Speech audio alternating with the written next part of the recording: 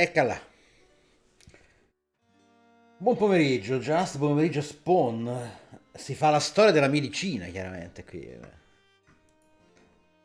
Innanzitutto speriamo che adesso mi faccia continuare da dove stavo, perché che non ci siano intoppi di sorta. No.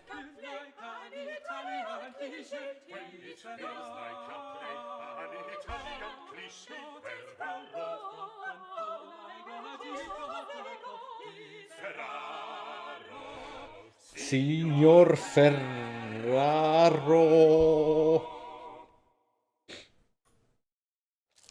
Good day, senor, and well met. Tis I, Riccardo Ferraro, come once again to see the great Dottore Simon Foreman. Indeed, I did recognize you, senor. How may I assist you this day? I am ill. I tell you my problems. First problem. I do make a chandar in the morning. Ma tutti vomitano di mattina Next the qua. problems. My belly does swell, and my chest tis a most tender to the touch. And now, for the very most terrible of problems. I have the big fears. One moment I do weep, and the next I do curse and gnash on my teeth. È incinto, So, chiaramente. dottore, you tell what ails me, huh? Vomito, sbalzi You wanna d'umore, make a- pancia che si gonfia. You wanna make a water into this cup? Un momento, I make a water. Nay, not in my... prithee, hold. If you please, signor. As with our previous consultations, I shall be judging your illness by reading the stars. So, you need not of my... Nay, signor, I have no need of it. Whilst 'tis true that most physicians do spy and sniff their patients' urine, I find this method of piss-pot diagnosis most imprecise. Indeed, the practice is quite primitive. 'Tis my belief that if medicine is to advance in this modern age, we must all adopt a more scientifical method. I am quite sure history will bear me out on this question. This scientific method. This reading my diagnosis in the stars? Precisely so. Speaking thereof, perchance we may consult the stars now. What illness troubles Signor Riccardo Ferraro? È chiaramente incinta, cioè, non vorrei dire, però è l'unica spiegazione. Apoplessia, una condizione del cervello provocata da un'improvvisa, come dire, non mi viene il termine di fit, convulsione, comunque, un colpo improvviso, ha effetto sulla percezione sensoriale e causa l'ingrossamento delle vene del collo, perdita di memoria e digrignamento di denti. Però non mi paiono i stessi sintomi che ha detto lui. Mattering in the breast, che è una raccolta di materia corrotta nell'area del petto che provoca dolore al petto. Oppure sapevo che c'era questo, che il signor Ferraro è incinto.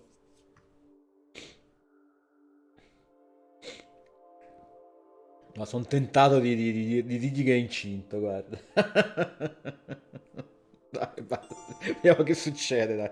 Giochiamocela per ridere, su. This is exceeding strange. Your complaints of a tender chest, morning purges, swelling, along with the positions of the planets, they suggest you are with child. You would judge me, a man, as being with a child? God's blood! What kind of a Non è andato doctor are benissimo. you? Well, indeed, it does seem strange. I may have gotten my calculations wrong. Unless, of course, your moustache is naught but a canning disguise. But I jest, signor. 'Twas not my intention to doubt your manliness. You jest! A lady who would disguise herself as Si a scoprì man? che era effettivamente una donna So travestita. silly. I think you see too many plays by Mr. Shakespeare, huh? Riccardo Ferraro bids you good day. Attenzione, attenzione, forse ci abbiamo preso, eh. Scopriamo che in realtà è la tizia, quell'altra lì che si traveste lì, eh. È sceso di poco, però, Non la piglieremo mai la licenza, cioè, 8 lettere di raccomandazioni non le becchiamo mai, secondo me. Ma siamo qui for the ride.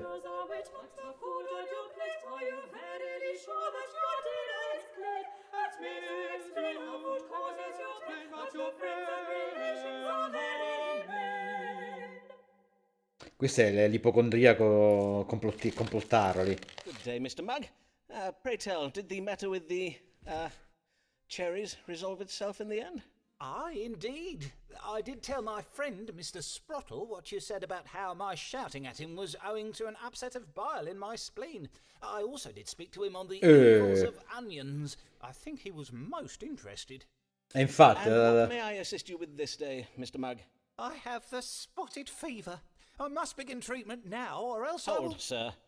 The spotted fever is exceeding rare. Why would you think che you la have febbre such a maculata, disease? che roba era Well, spotted sir, fever? not only am I covered all over in red spots, I have lately taken to chundering, Un altro che vomita. such as are the very symptoms listed in the medical book I did read. Magari c'è il I am morbillo, already c'è la... taking the treatment Mr. Cogan prescribes, but now I require... You mean to say you have read Thomas Cogan's Haven of Health? Why, that is a most technical book, written for doctors and medical students. How did you come to be reading Questo è it? proprio il tizio che va su internet a leggere gli articoli che non capisce, no? E si crede di avere tutte le malattie possibili. Oh, but Dr. Foreman, Foreman, I forget myself. You have no medical degree, so you doubtless have not read it. Mayhap if I ask George nicely... Sir, let us consult the stars and see if they may tell us what ails you.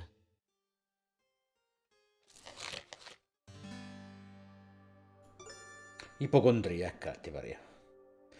Indotta dall'apparizione di, come dire, di pustole, di brufoli benigni sul membro privato, diciamo così. Mala digestione di nuovo e c'è effettivamente la febbre. No, è chiaramente ipocondriaco. Veniamo ai fatti, dobbiamo ammettere prima o poi di fronte alla verità che questo tizio si sogna le malattie. The spots on your privy member suggest a mild venereal disease. Such pustules can appear so foul in appearance as to induce involuntary upward purging, as is the case here. It's also indicated that you suffer from Dr. Foreman, did you not hear me? I said nothing of spots being on my yardle. On my word, I know not why folk even No, effettivamente non l'aveva specificato. To consult. One thing more, if you please, Dr. Foreman, for I feel I must give you warning. A great storm is coming. I feel it in my bones, and my bones do always speak true. You would do well to bide indoors at the first sign of wind and rain. God keep you well, Dr. Foreman. Vabbè, vaffanculo. Non benissimo. Neanche con lui. Abbiamo sbagliate 2 di fila.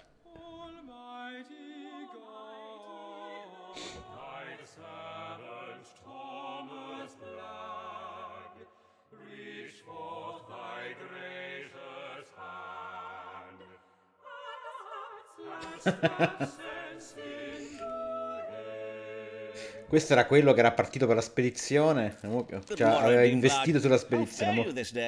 Well, Dr. Foreman, I must own that I do not fare well. For my recent investments have left me in a rather vexing financial position. Verily, that is ill to hear. Aye, Sir Walter Raleigh's quest for El Dorado failed most woefully, just as you predicted. His ships did return loaded with naught but a few sacks of worthless root vegetables. I cannot fathom it. We are Englishmen. We do not eat vegetables. Aye, a disappointing outcome indeed. Oh, but that is all by the by. For you will be pleased to know that I put my remaining fortune into a new venture so assured of success that I will make all my money back and more. Sono sicuro. Assured, you say? How very reassuring. I have invested in an expedition to intercept a fleet of Spanish ships carrying gold back from the New World. For this expedition, Sir Walter Raleigh will be joined by that famous military genius, Robert Devereux, the Earl of Essex. Quello con la success is virtually guaranteed. There is but one small worry, however. Ah, only one? Aye. 'Tis that Raleigh and Essex set sail full 2 months past, but there is yet no tidings of them. Such silence is a trifle vexing. Have they yet captured the Spanish treasure ships? Surely no ill has befallen them. A most vexing mystery indeed. Let us see whether the stars can tell us what has become of this expedition. Ci sarebbero dottori delle mie parti che pregherebbero per delle doti diagnostiche di questo tipo, dici? Spero abbiano pochi pazienti, però. Allora, questo abbiamo... Che Blag è, insomma, si lascia andare troppo alla fantasia.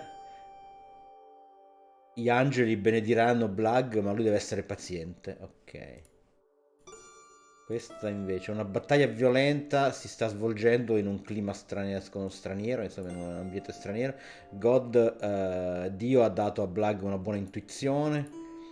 La luna brilla, spande la sua luce benevola sulla fortuna di famiglia di Blag. Questa è... E questa sarà quella negativa invece. La spedizione è stata messa in pericolo da informazioni segrete provenienti da un'autorità non affidabile. Ah, che sarei io. Non lo so, che qua dice. Black è stato un po' incauto con i suoi soldi. Rale ed Rex stanno navigando in direzione sbagliata e soffriranno una sfortuna.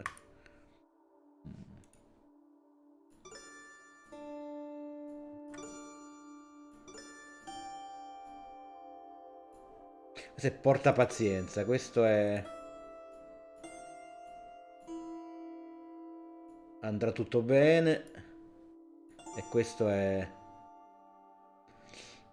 Mm, stai sbuttando i soldi. Non ti affidare troppo al... Sono indeciso se dire questa. Non capisco perché ci sia sta cosa qua che dice. Come è possibile che le stelle mettano in dubbio la mia abilità nel leggere le coordinate di navigazione, eccetera, eccetera. Sta parlando di noi o in generale?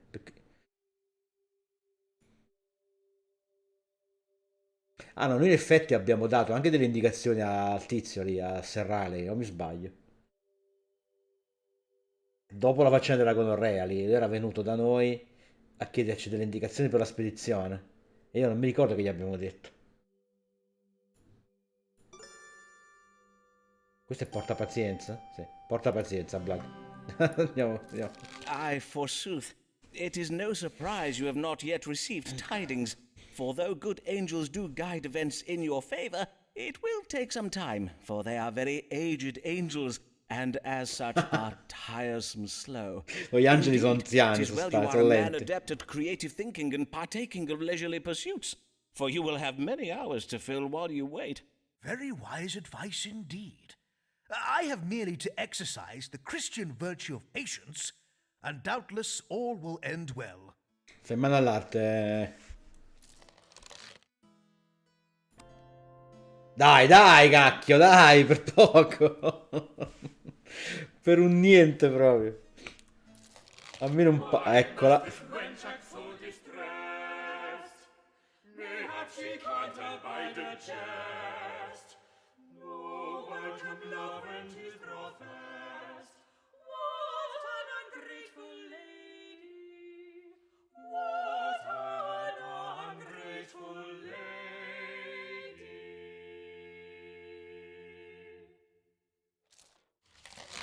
Good day, Mistress Lanier. Pray come in and take comfort by the fire. The wind is fierce and cold this day. Did you see him this time, Dr. Foreman? He did it again. He ran off the moment he saw me. See who, madam? Your patient, Signor Ferraro. Ah, verily? Indeed, I was expecting him to come for a consultation this day. But he changed his mind and ran off, you say. Huh, how very mysterious. Truly, 'tis as if all men are determined to use me ill. Surely not all men, madam. I, for one, remain most devotedly at your service. My dear lady, I do not need to read the stars to see that something grave has befallen you. Pray, tell me what it is. Yesterday I did meet with Mr. Shakespeare to discourse upon our new play, which is to open this week at the theatre in Shoreditch. But though I was determined not to confront him about the sonnets he wrote about me, 'twas difficult to hide the heaviness I did feel in his company. I can well imagine, madam. So then, well, he remarked upon my dark humour. To wit, he said to me, "Amelia, your pretty brow does furrow, so I will kiss it smooth." And I sense that you did not receive this well? Indeed, I did not. Non gli sta bene niente a I questa. was so enraged by this, I reversed my flagon of ale full over his head. Ah, Whereon he rose from his stool, declaring I was the most ungrateful and unworthy wench in all of Christendom, and then he flew out of the tavern like a bat from out the gates of hell. a most vivid image, and no doubt most apt. Men who work in playhouses are prone to indulging in such melodrama, of course. Why so many ladies care for such men in preference of those employed in solid, stable professions, I shall never understand. And if only that were all. For this morning I saw a bill advertising our play posted on a wall in my street. It bears his name and not mine. Verily? Surely not. Mayhap there has been some error made. Nay, Dr. Foreman, 'tis no error, for I rushed to the theatre to see what was amiss, but I was refused admittance. Indeed, the player who came to the door denied all knowledge of my collaboration on the play. Methinks Mr. Shakespeare is exacting his petty vengeance upon me for rejecting his sly suit by denying me credit for my work, and he means to deal with me by pretending I do not exist, as if I were a ghost. Or is it he who has become the ghost? In truth, I am not yet sure how that metaphor should work. What monstrous perfidy! Pray tell me what I might do to punish this wretched scribbler. Though I am not adept with a sword, Which are, I do have a book that instructs in how to command nefarious spirits. Oh, prithee, sir, I am come not in search of vengeance, but to seek answers. As you know, I have been ill-treated by my husband, and now I am betrayed by Mr. Shakespeare.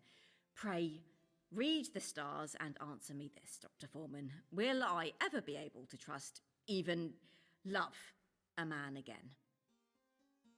Lo possiamo dire che i doppiatori sono bravi, cioè sono un po' bravi i doppiatori di questa cosa. Molto teatrali ovviamente, però bravi. Ah, cioè abbiamo una possibilità. Emilia in segreto vuole commettere adulterio con un uomo molto intelligente. Gli amici di Emilia non sono degni della sua fiducia. La relazione tra Emilia e il sottoscritto al momento è, come dire, è avvolta dalla confusione. L'eredità letteraria di Emilia sarà tradita dal signor Shakespeare. Dio ricompensa gli uomini che spendono il tempo nell'amicizia con le donne, insomma, eleganti o quello che è. La signora Lanyard ignora l'amore che ispira, ma la sua ignoranza verrà rovesciata. Stiamo per azzoppare con l'Epone. Emilia dovrebbe cedere ai suoi veri sentimenti e le presenti avversità di Emilia potrebbero portare cambiamenti a una nuova vita nel sotto forma di un figlio. Vabbè, non abbiamo molta scelta, abbiamo solo questa, quindi vada con Emilia.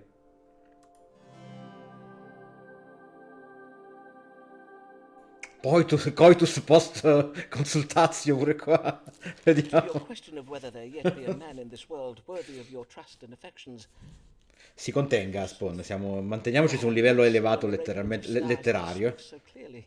Verily? Then pray tell, what answer does it give? My dear lady, the answer you seek need not be divined by reading the stars. It may be read in the signs you see before you now. To wit, the answer you seek is right in front of you. I am afeard I do not follow, Dr. Foreman.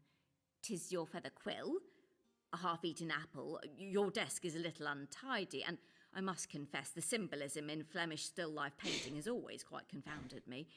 Take a skull, for instance. What sense does a skull make alongside a bowl of... Ha capito. Hello? 'Tis clear to me now, your face was always hid in shadow, but 'tis you, Mr. Foreman. You are the man who has been prowling me these last months. Dearest, loveliest Amelia, allow me to profess to you my undying admiration for your charms, which are not insignificant. God's womb, et tu, Dr. Foreman. Fie, you of all men to betray me thus. But 'tis true. I now see the answer. For I know now never again to trust a man to guide me. Henceforth, I shall write under my own name, and when there are decisions to be made, I shall take my own counsel and make my own judgments. By the by, methinks I do at last understand that prediction you made for me some years ago, Dr. Foreman. The one about how belief is required if I am to succeed. 'Tis a belief I must hold not in the inevitability of my own personal success, but of the successes of the women who will come after me. Farewell, Dr. Foreman, and clean your desk. Verily, it is quite disgusting. Niente, c'è verso di vincere con questa. Non c'è verso di vincere con questa.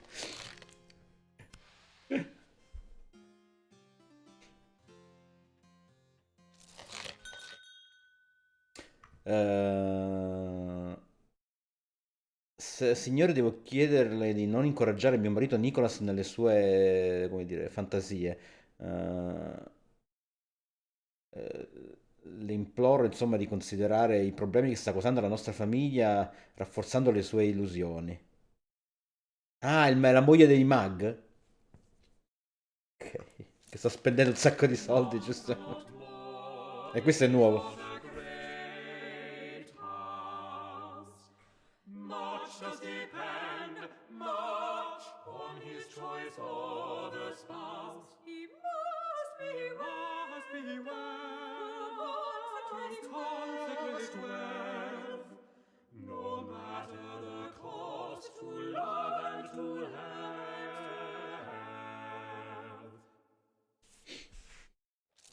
Good day to you, young sir, and well met.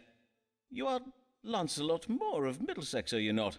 What an honour it is to welcome a son of the great house of Moore to my humble consulting chambers. 'Tis indeed I, Lancelot Moore. Che voce. I will own it. But hear this. My family is ignorant of my designs in coming here, and I wish them to remain so. Which is why I come to you, Mr. Foreman, for methinks you are not such a man who would ever find himself in the company of a family such as ours. Ah, well, you may count upon my discretion, Mr. Moore. And what is the matter that brings you this day? 'Tis that my family wish me to marry my wretched cousin Barbara. And I take it you would not wish to comply. Nay, I verily would not. Cousin Barbara is a vile little minx. She loves nothing more than to sport with me and play cruel japes. Last Christmas, she even hid a dead mouse in my mince pie. The lady does seem most spirited. The lady? Oh, pish!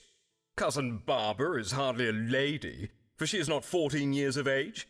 It is most unnatural to ask a grown man to wed a child. Indeed it is. 'Tis my belief that in these enlightened times we should consider... Verily, Barbara be damned.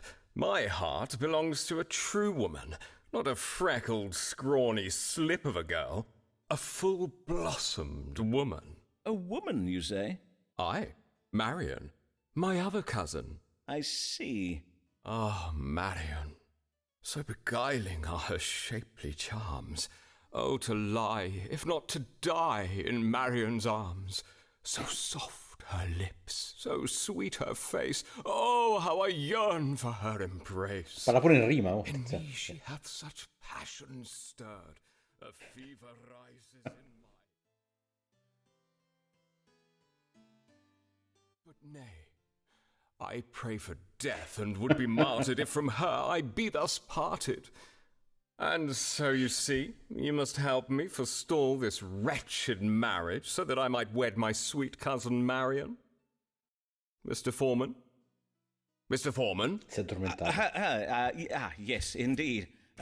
Let us see what the stars advise. How might Mr. Moore avoid this marriage to his cousin Barbara? Ok, quindi lo dobbiamo fargli evitare comunque il matrimonio. Okay.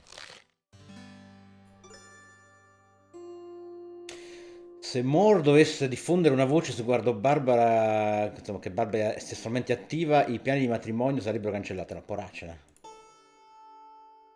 Ah, suggerire, come dire, che consiglia che Barbara è incinta, che non è casta come sembra. Cattivissima questa. Un appello alla vanità di Moore potrebbe indurre a viaggiare fuori dal paese, e quindi potrebbe liberarsi da questo fidanzamento una volta che è diventato, diciamo, maggiorenne o quello che è, può controllare da solo le sue fortune. Moore dovrebbe tradire la sua famiglia servindo il suo paese, dovrebbe andare in guerra addirittura.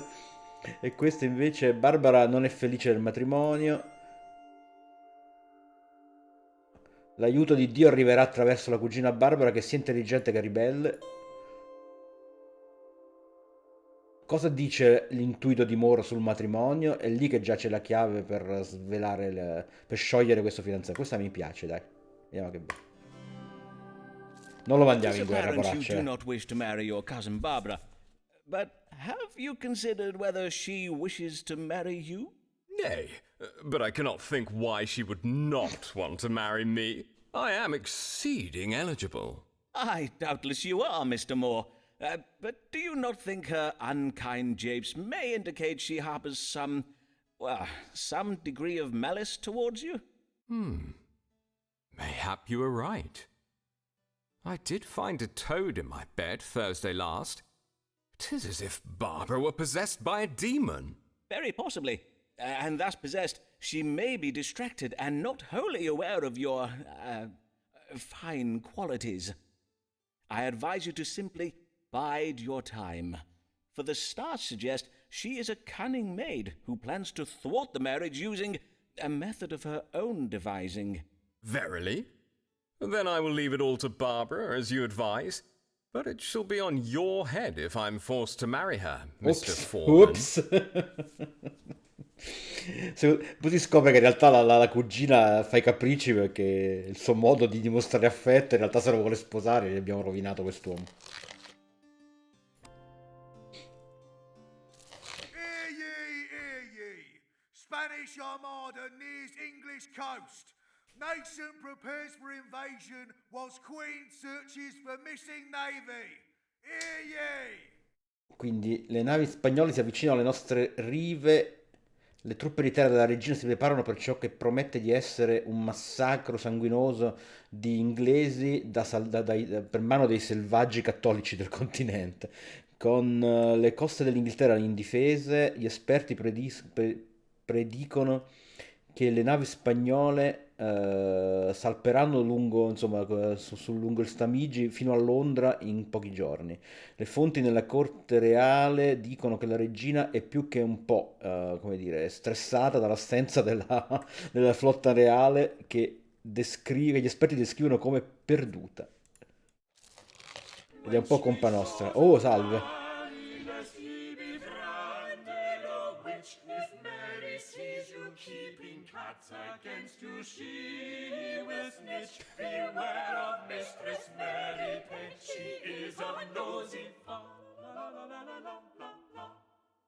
Sto fa è il capolavoro.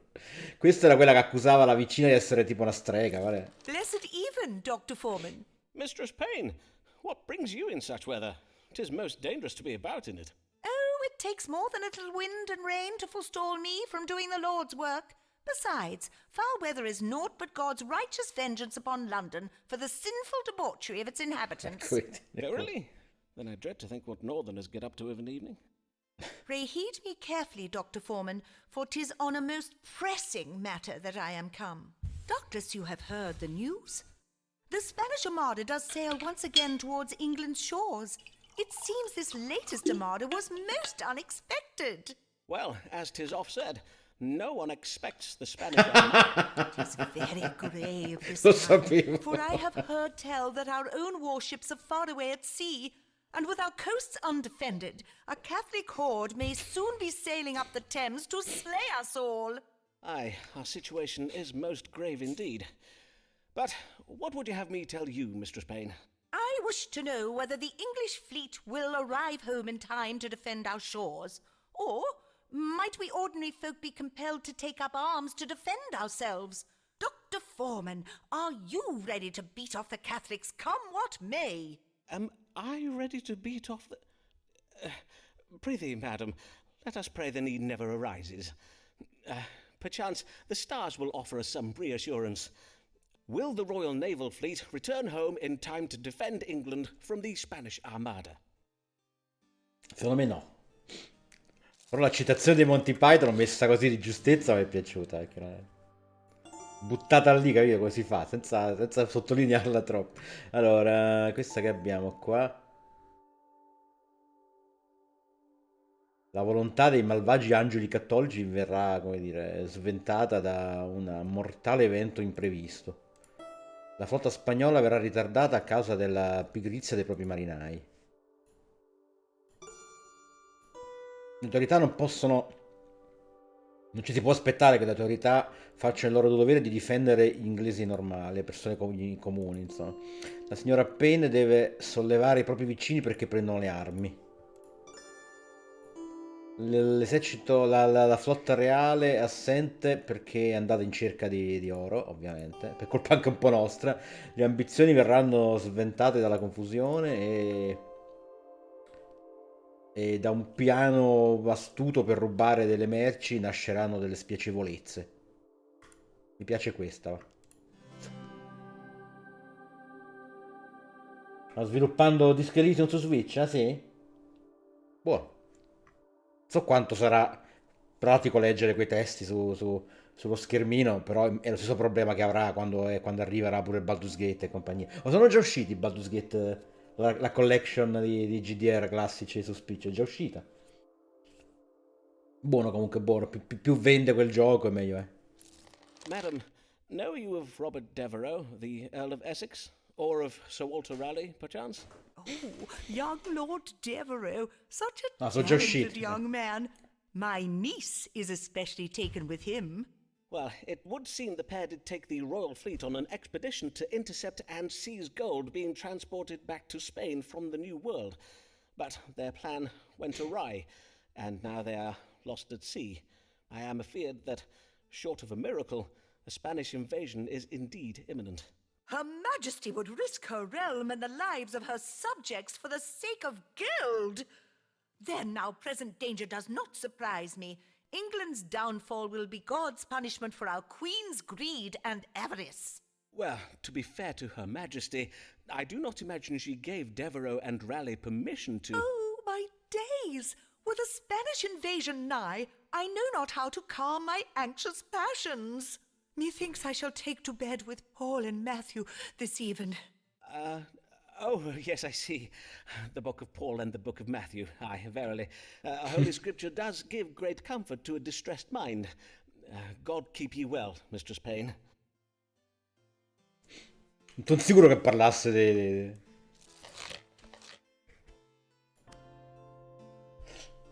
dei Vangeli, insomma. Però... Oh, attento, questa è buona. Signore, devo congratularmi per l'eccellente consiglio che mi avete dato in rapporto al mio orribile cugina Barbara, i cui genitori vogliono che io sposi. Come previsto, il piccolo diavolo maledetto è riuscita come dire, a creare, come si dice, non mi viene il termine, a architettare un metodo per far porre fine al nostro fidanzamento. È scappata con il conte di Shrewsbury. Ok, però almeno ci è andata bene, dai. Ci è andato bene. È di nuovo lui, no?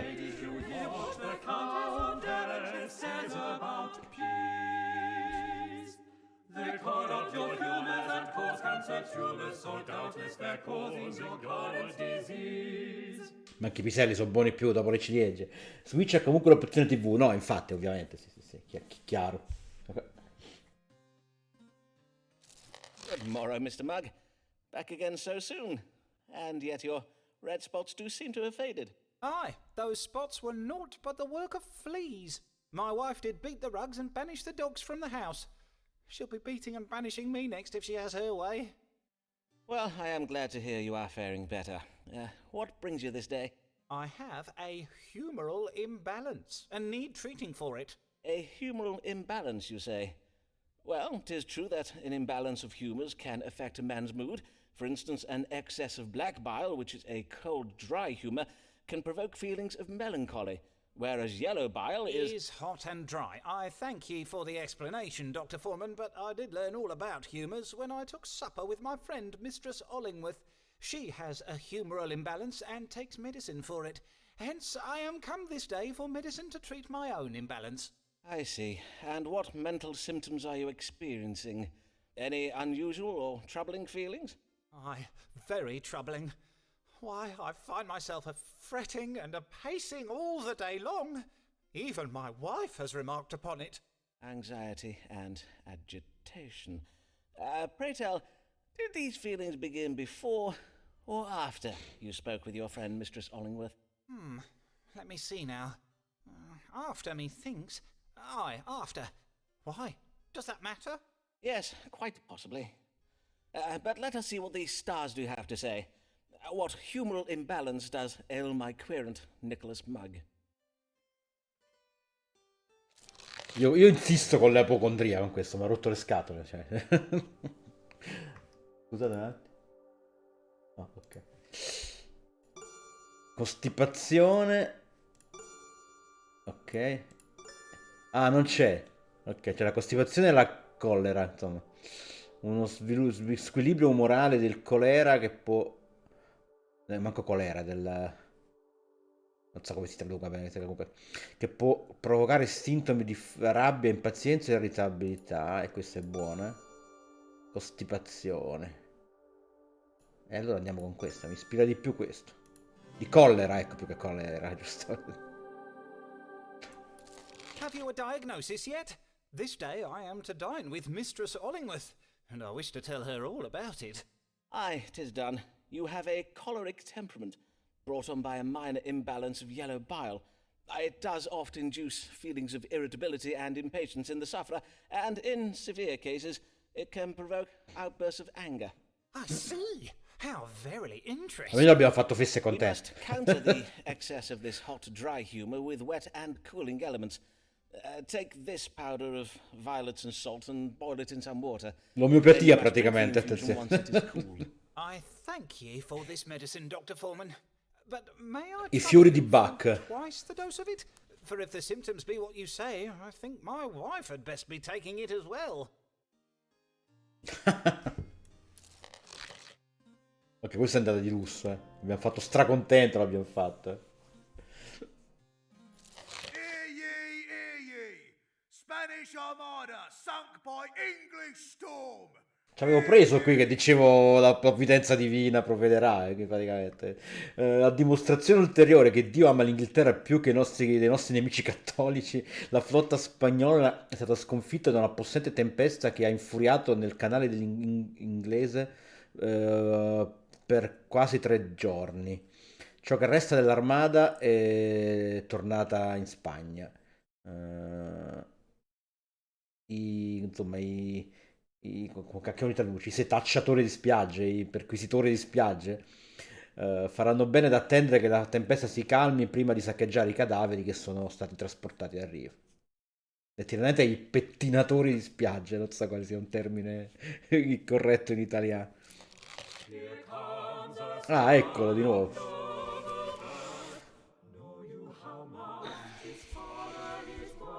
For such a boy advantage is bought, entitled to much, deserving of naught. Oh, Sirrah, I have dire need of your counsel. Pray calm yourself, sir, È il mio, and è il tell mio me of this preferito urgent come, affair. Oh, verily, come 'tis most animazione. urgent. A fair maiden has my heart, a maid with hair of shining gold and eyes so blue the finest sapphires grow pale with envy. Non è la But she cugina. is a most pious and demure in nature and has many other suitors. How might I win her favour? Golden hair? But in our last consultation, let me see here in my notes. Ah, yes, you told me your heart belonged to a maid with hair of onyx black that doth make the finest ebony go grey with envy. You mean my cousin Marion? Pish! That was naught but a childish fancy. I bid you, Foreman, pray focus on the matter at hand, for if you do not help me win my true love's favour, my bursting heart will tear asunder, my soul will wither unto... Aye, as you will. Let us see what guidance can be had from the stars. How may Lancelot Moore win the heart of this golden-haired maiden? Lancelot sbaglio oppure non c'è il reggimento scozzese? Non mi pare, sai. Non sento quelle R super arrotate dello scozzese. Che ci abbiamo? Vediamo un po'. Una conversione religiosa improvvisa è fortemente consigliata.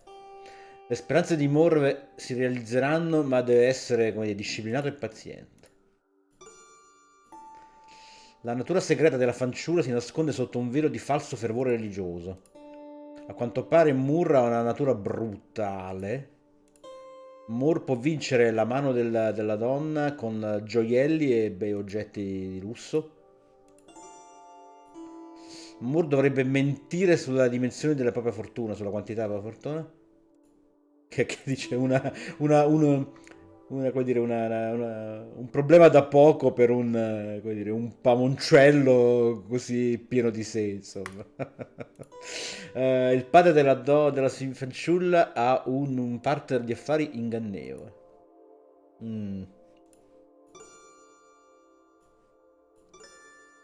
Questa qual era? Religione? Non lo farà mai lui sta cosa di essere paziente. È chiaramente un pazzo sfrenato.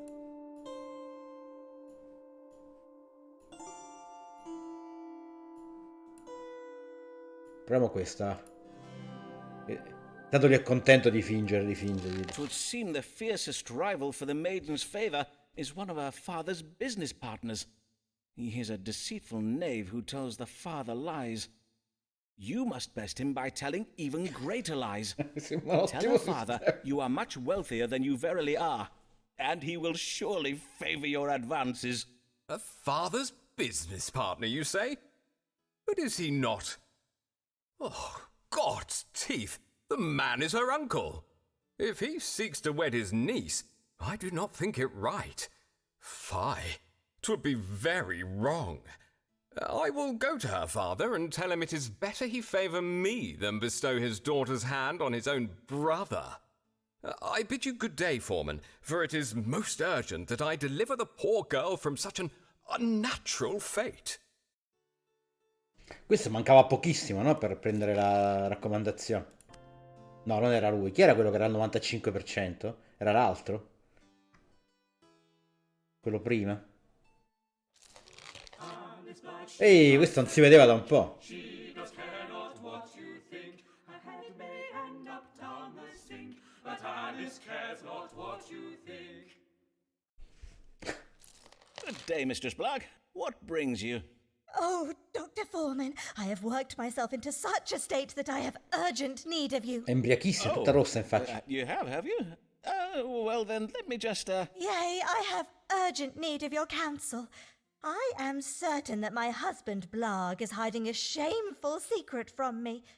As you doubtless did note from my flushedness of face and heaving of bosom, I burn with the fever of suspicion and curiosity. Indeed, I did remark a fever upon your person, and wish fervently that I may bring it to a speedy resolution. Let us see. What is this secret that your husband Thomas Blarg hides from you? Che sarebbe il tizio che ha investito tutti quei soldi nelle spedizioni, eh?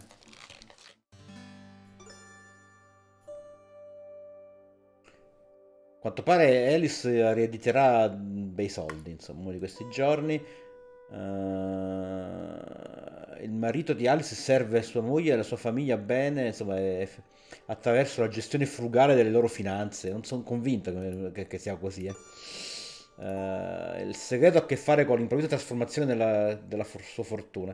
Sicuramente si riferisce alla spedizione del tesoro spagnolo in cui ha investito il marito di Alice. Ma sarebbe giusto rivelare ad Alice ciò che so? Vedo intelligenza, autorità. Sì, Alice è impressionata dalla mia autorità, la mia intelligenza. Il marito di Alice è stato, come dire, incautamente ottimista con le finanze di famiglia. E gli affari del marito di Alice, insomma, sono mal guidate. Questa è quella più realistica, assolutamente. Altrimenti, come dire, una relazione romantica religiosa. Andiamo con la dura verità sul mare, o la abbabbiamo con qualche cosa di... O copriamo il marito, le cui, come dire, le cui mire espansionistiche abbiamo in qualche modo anche noi, come dire, foraggiato. Questa non la capisco, cioè è un po' strana questa. Sarei intenzionato a scegliere questa giusto per capire che si tratta, no? Just per dirle la verità. Non so cosa vorrebbe sentirsi dire lei, però, onestamente. Qua che abbiamo, non mi scordo se... Ah, no, questa è qua. Ah, qua si vede. Ah, qua ci sono tutti... Allora, quelli che ci sono quasi sono il marito. Non vorrei rovinare il marito, perché il marito è quasi nostro fan numero uno. Se noi lo sputtaniamo con la moglie, secondo me questa percentuale scende. Quindi forse non è il caso. Ah, se due sono finite. Emilia, niente, l'abbiamo finita. Era l'ultima consultazione quella. Quante sono in tutto? 3, 6, 7, 8, 9, 10, 11. C'è solo 3 ne puoi cannare. Ne possiamo sbagliare altre 2 noi. No, andiamo con questa, vai. Non voglio. Alas, Mistress Blarg, your husband does hide a secret most shameful. I fear he has been engaging in what we learned men call, strumpus humpus cum hominum clarus. To wit, he has been secretly betraying you with one of his fellow clergymen. Non avevo capito il senso. There, poor lady. It is the distress of shock. Let me... Non sono sicuro che hai fatto meglio così. Hand me, Foreman.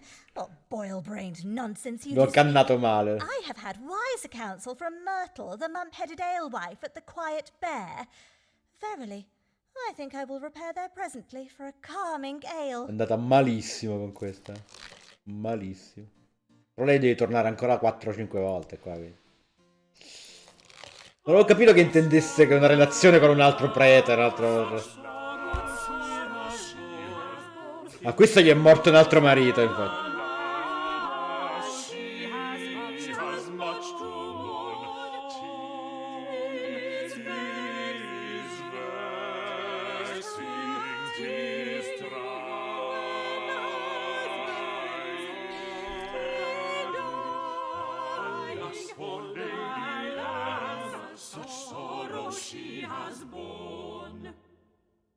Questa la stiamo portando a ammazzare tutti i mariti, quindi continuiamo su questa linea. Good day, Mistress Delamere.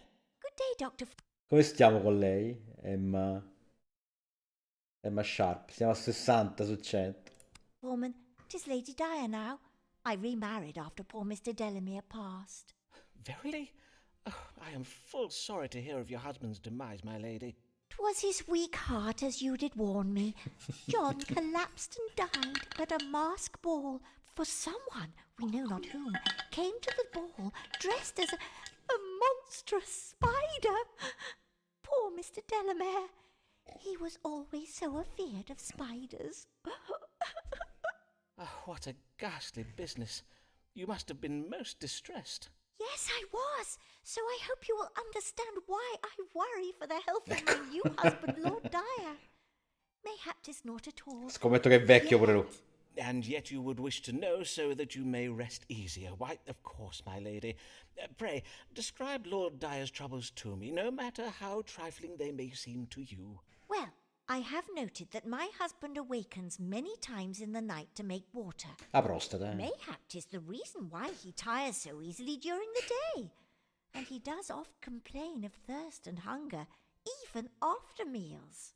Frequent urination, Diabete, chiaro. tiredness, dog-like appetite and thirst. Be there anything else? There is also a small wound on his hand. It does not appear grave, yet it has not healed, even though it be some weeks since he cut himself. A wound that will not heal. Then let us see what the stars have to say. Be there any grave illness troubling Mr. John Delamere? Methinks you mean Lord Henry Dyer, Dr. Foreman. I beseech your pardon, my lady. What illness troubles Lord Henry Dyer?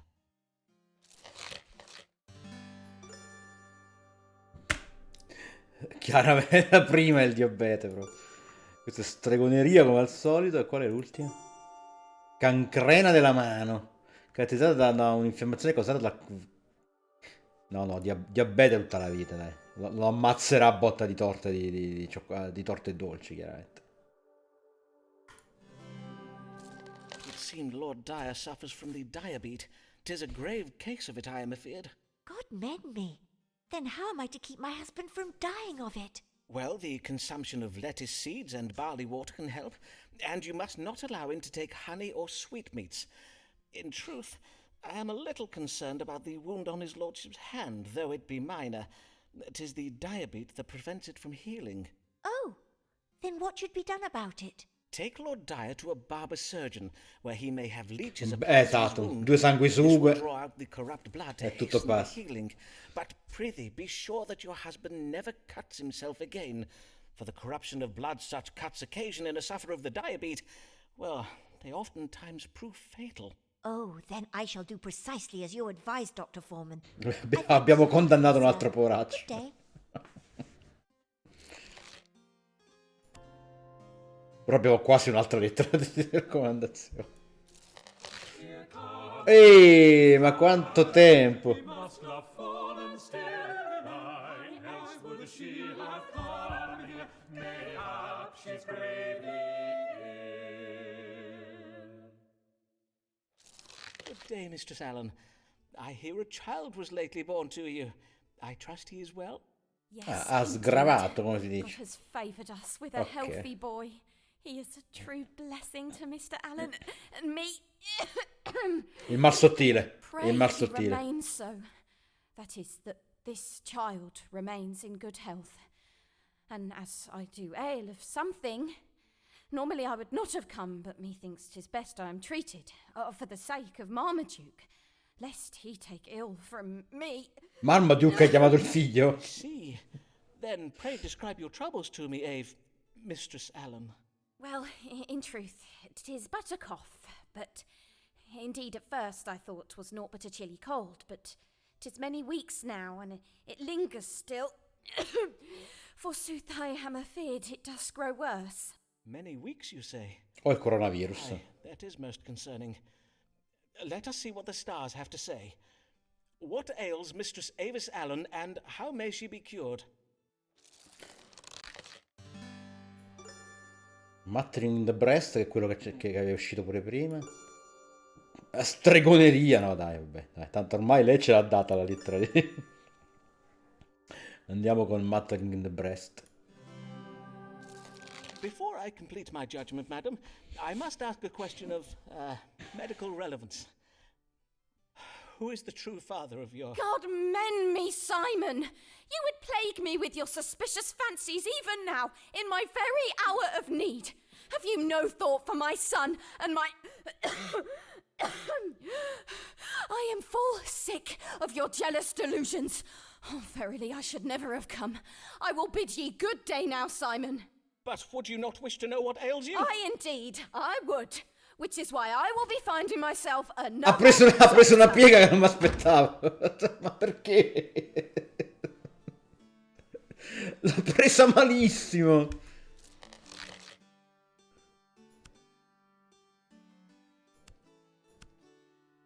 Però la lettera c'era scritta, non in sti cazzi. Però... Oh, il nostro eroe.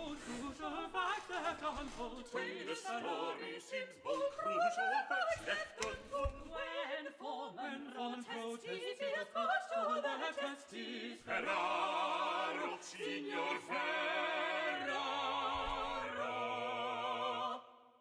It's a me, Ferraro. Good day, Signor Ferraro. How may I do you service? How may you do me service, huh? 'Tis a question, is it not? I do hear you offer many different services, huh? Not just in medicine, for you are a dottore of a special kind, one who gives answers to all the problems, see? Forsooth, 'tis true, Signor. In my practice, I endeavor to treat the whole man. Mind, body, soul, the location of his missing household items. All are connected at a holistic level. I take it this time you are come about a problem that does not pertain to a bodily complaint? See, 'tis my mama. She does worry night and day. She say, Riccardo, you must go to the wise man who reads the stars and have him tell you what your future holds. I say, Mama, if it'll make you happy, I will go to Signor Foreman and ask him. I see. And is there any particular reason for your mother to be thus concerned? Be you faced with some kind of imminent danger? A particular reason, you say? Nay, Signor, she needs no reason to worry. Mia madre is an Italian mama. Ah, yes, of course. You see now, huh? She is not like these London mamas who make the children live in a cupboard with the dog. Well, then, mayhap the stars might offer your devoted mother some comfort. What does the future hold for Riccardo Ferraro and his mother? La mamma è sempre la mamma. Allora, Riccardo Ferro non è onesto e ben presto i suoi inganni erano scoperti. Il mio rapporto con il signor Ferraro sta per andare per passare sotto una trasformazione improvvisa. Qua scopriamo che era lei, dai. Riccardo Ferraro è una figura di autorità che tiene una posizione di responsabilità in un'istituzione di cultura. Questa mi piace, a prescindere. Questa è... Un giovane che in relazione con la mamma del signor Ferraro è un ipocrita che la tradirà. Ferraro un giorno erediterà una somma cospicua da sua madre. La famiglia di Ferraro è frugale, questo include la signora Ferraro che ha gestito accuratamente la sua personale fortuna. No, mi piace questo. Vediamo che succede. Vediamo che succede adesso. Ferraro vince, Ferraro vince. I fear the stars reveal information of a most disturbing nature. Verily? Aye. When you first came to me, you did tell me that you worked in trade. And yet my chart very plainly indicates that you are an authority figure, connected with a learned institution over which you hold a position of responsibility. Indeed, it would seem that you are not who you say you are. Do you deny it, Signor? Oh, Sirrah, you would accuse me of calling myself something I am not? Ha perso l'accento, eh? Look at you, Sirrah, a charlatan who would call himself a Ha perso doctor. l'accento You italiano. are naught but a pretender. Fie, sir. It is you who are the pretender. For 'tis clear you are not the merchant of Venice you pretend to be. Who are you? What is your true name, sir? You will know it in time, Sirrah, for we shall meet again. I bid you good day, Dr. Foreman. Poi non è una donna, attenzione. Non benissimo, però andava fatto. Ah, è finita, mannaggia. Ci siamo giocati pure lui. Sta andando malissimo, non avremo mai la... Ah, perfetto. Ci è morta Avis. Signore, è con molta tristezza che devo informare della morte della mia cara moglie Avis di 2 giorni fa. Il suo nuovo dottore non ha potuto salvarla, anche se aveva una licenza medica ed era altamente come dire, competente. Nonostante lei non fosse più il dottore di mia moglie, sono grato per la gentilezza che avete mostrato ad Avis nel corso degli anni e sono sicuro che lo fosse anche lei. In effetti mi ha parlato di me, ha parlato di lei nelle sue ultime parole dicendo: "Oh Simon, perdonami, Simon", o qualcosa del genere. Sono senza dubbio questa espressione di colpa era riferimento a una, come dire, a una parcella per i suoi servizi che non aveva ancora pagato. A quanto pensava la mia povera moglie ai obblighi che aveva con gli altri fino al suo ultimo respiro. Con questa lettera aggiungo, insomma, allego la somma di uno scellino e imploro il suo perdono per il ritardo dei pagamenti. C'è morta Avis, attenzione.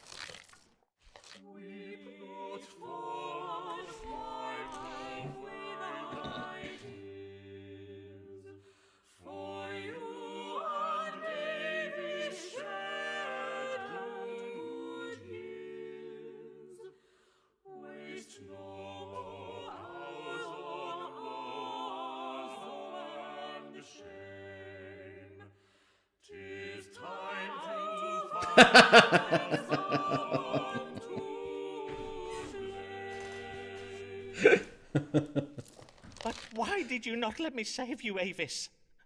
Why did you entrust your precious life to another doctor? An ignorant impostor who knows not how to read the stars to judge an illness. Oh, my beloved Avis. Why did you die before I had the chance to...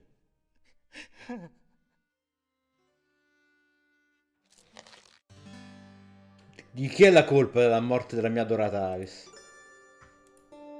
Ho causato questa tragedia col mio comportamento aggressivo e, come dire, sconsiderato nei suoi confronti. Dio mi sta punendo per non essere stato un partner romantico più gradevole per Avis. Ok. Le bugie e le voci che circolavano su Avis riguardo alla sua fede cattolica e forse persino la nostra relazione ha provocato le passioni ansiose che hanno esacerbato la sua malattia.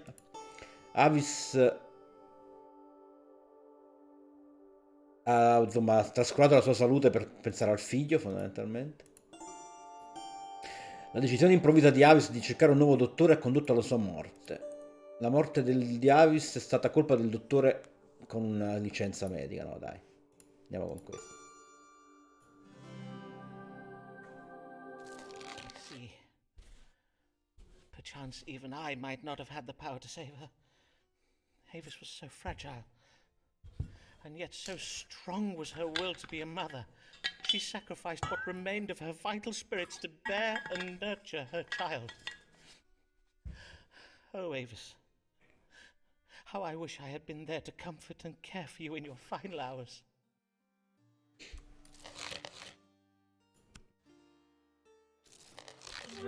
Ancora lui. See Dr. Foreman, be sure to inform him you have it on very good authority. Allora, con Mag come stiamo messi? 75 se c'è. Good day, Mr. Mugg. What brings you? I am exceeding ill, Dr. quando Foreman. mai? Verily I am. Verily. And you know my wife. She is refusing to hear anything about it. 'Tis but another of your delusions, Nicholas, she says. She will not even look at it. Look at what? Oh, I see. You may pull up your breeches now. Pray let me examine you more closely. Raise your chin, if you please. Now, loosen your garter and remove your stocking. I am afeard this verily is grave. Most grave indeed. 'Tis? Verily? I believe so. But we must have it confirmed by the stars. Let us consult them Ma c'è now. malato veramente sto giro? What explains these swellings that have arisen on various parts of Nicholas Mugg's body? La scrofola, una malattia caratterizzata da gonfiori e noduli intorno ai nodi linfatici e dietro le ginocchia. La peste, una malattia caratterizzata da rigonfiamenti e pustole dietro le orecchie, sotto le ascelle e nel basso ventre. Che gli diamo? La scrofola o la peste? La scrofola, la peste mi sembra eccessivo, poraccio. You have scrofula, a disease commonly known as the King's Evil. It Il is male del very re. grave, but worry not, for I have a cure close at hand. Ah, the king's evil. 'Tis the ailment that may be cured by the placing of royal hands upon the neck. Oh, you do not mean to say that Her Majesty the Queen herself is at this very moment... Of course nel retrobottega. I was referring to my famous strong water. A moment, if you please, while I retrieve it from my cabinet. But, sir, unhand it, sir. The dosage is very precise. You must not... nay, not the whole bottle. Ye gods, man, what have you done? Methinks I am dying. Oh, woe. A fatal dose. Alas, Ma lo sei I am cretino. sorry for it, sir, but you were never meant to drink so much of it. Oh, may God forgive me. Nay, do not blame yourself, Doctor.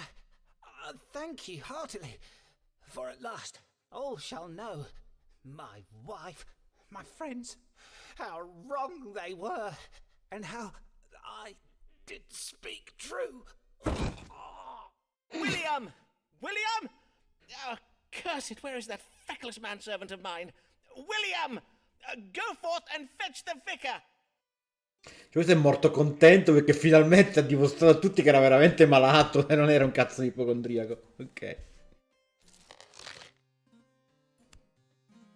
E ci siamo giocati pure questo. Cioè, abbiamo già perso, mi sa, letteralmente. Vabbè, siamo qui per il viaggio, non per la destinazione, dai. Mr. Foreman, Attenzione! called before this assembly of the Vedi che era college il capo del collegio dei of medici o practicing qualcosa del medicine genere. without a medical license. L'avevo detto la prima What volta. have you to say in your defense? Would you deny practicing medicine, sir? Why, no, I would not deny it. My practice is well known. Indeed, since I helped cure the plague of '92 with my strong water... Then you admit you have committed this most grievous offence. Ah, well, 'tis true I'm not technically licensed, but I fail to see how... You fail to see? Then permit me to enlighten you, sir. A medical license assures the residents of London that a physician has the necessary education and skill to treat them. By practicing without qualification, you have not only broken the law, you have endangered the lives of your patients. Indeed, we have received reports that a man by the name of Nicholas Mugg, a wigmaker of Silver Street, has lately died under your care. Aye, well, that was most lamentable, but not my fault, sir. Mr. Mugg took a far greater dose of my strong water than I advised him to. He chose the dosage himself. In truth, one might say that the cause of death in this instance was, well, Nicholas Mugg practicing without a medical license. Silence, Mr. Foreman! Ben Your giocato. impudent japery may well be suffered by your patients, but it will not be tolerated here. I do apologize, Mr. Smith. Besides the death of this patient, we have gathered ample evidence of your malpractice, Mr. Foreman. Indeed, we have had this illegal operation of yours under observation for quite some time. 'Twas you, Riccardo Ferraro, the merchant from Venice. All along he was you, Richard Smith, the Queen's royal physician. Then I take it, Mr. Smith, you were unsatisfied with the medical care I gave you? Sir, we are well aware of your occult practices. What you so boldly call medical care was naught but advice conjured up by means of dark magic. You have no understanding of physic or astrology. But my knowledge of both physic and astrology is unparalleled. If that is so, then doubtless you will happily submit to having your knowledge examined before this assembly. Oh. Oh oh. No!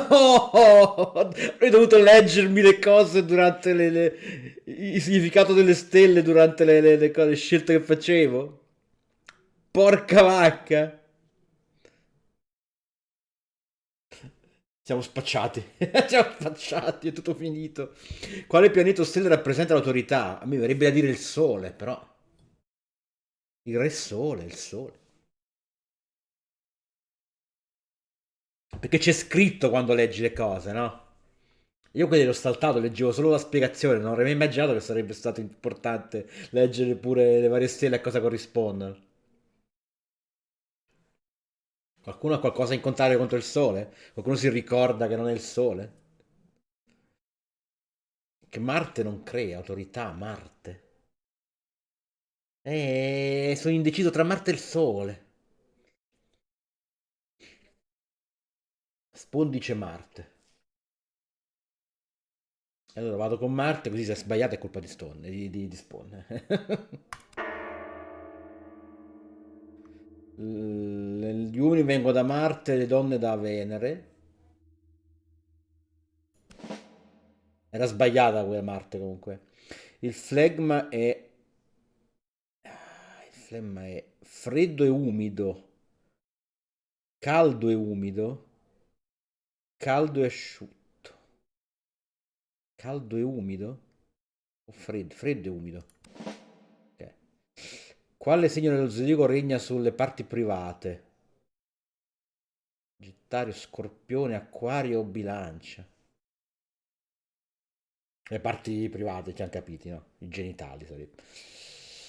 Scorpione, Acquario, Bilancia. Mi pare che uno di sti due aveva citato in uno dei casi, o Sagittario o Scorpione.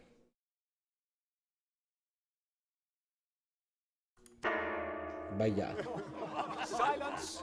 Simon Foreman, you have failed. Constable, shackle this man and take him from hence to jail. Abbiamo But, finito. sir, this is most unjust.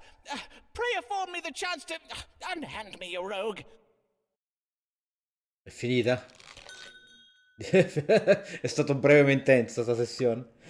Sì, io sono felice di informarla che ho assicurato... Ah no, che io ho assicurato la vostra libertà dalla prigione per via della mia amicizia con la signora Maud Smith, moglie del presidente del collegio di medici. Mm, Siamo riusciti a far credere a suo marito che voi godete dei favori di John Whitgift, l'arcivescovo di Canterbury, e che l'arcivescovo vuole garantirvi una licenza medica. Ma anche se siete libero oggi, il nostro inganno non durerà ancora a lungo, perché Maud dice che il collegio intende scrivere all'arcivescovo per avvertirlo che siete un ciarlatano e per spingerlo a non garantirvi una licenza. Quindi la moglie di Blug ci ha salvato il culo per ora. Eccola qua.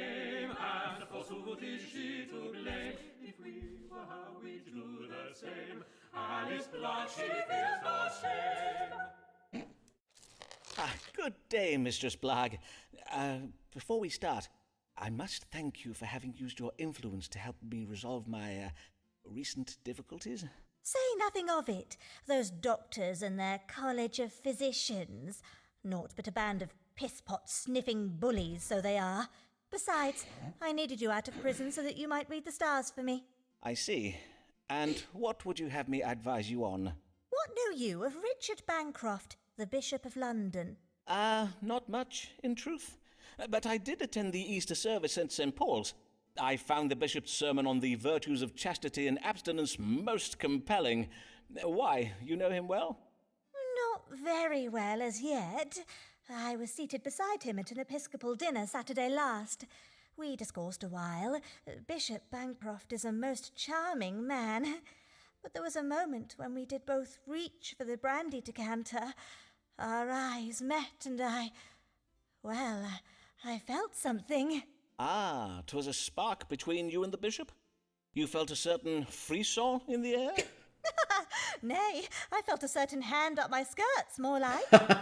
His Grace put his hand up your skirts. Madam, may I say how... Save your congratulations, Foreman. The bishop's not in the bag yet. Hence why I am come to you. Now that I have piqued his interest, I would have the stars tell me how to secure it.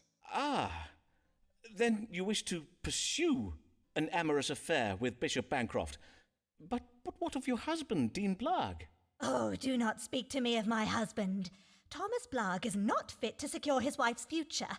He is not fit for many of his marital duties, truth be told. And had you read the stars correctly, you might have warned me of such. Ecco, As it was, perfetto. I had to learn the truth of our financial ruin by bribing my husband's chaplain with a pie. A pie, no less. I am heartily sorry for your trouble, madam. Aye, well, 'tis best not to dwell on it.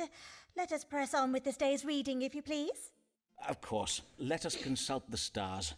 How may Mistress Blagg secure the lasting affections of Richard Bancroft, the Bishop of London? Abbiamo capito come deve sedurre il vescovo di Londra. Perfetto. Alice deve commettere adulterio con il vescovo mentre lui è lontano da casa. Ok. Alice dovrebbe mentire al vescovo dicendogli di essere incinta di suo figlio.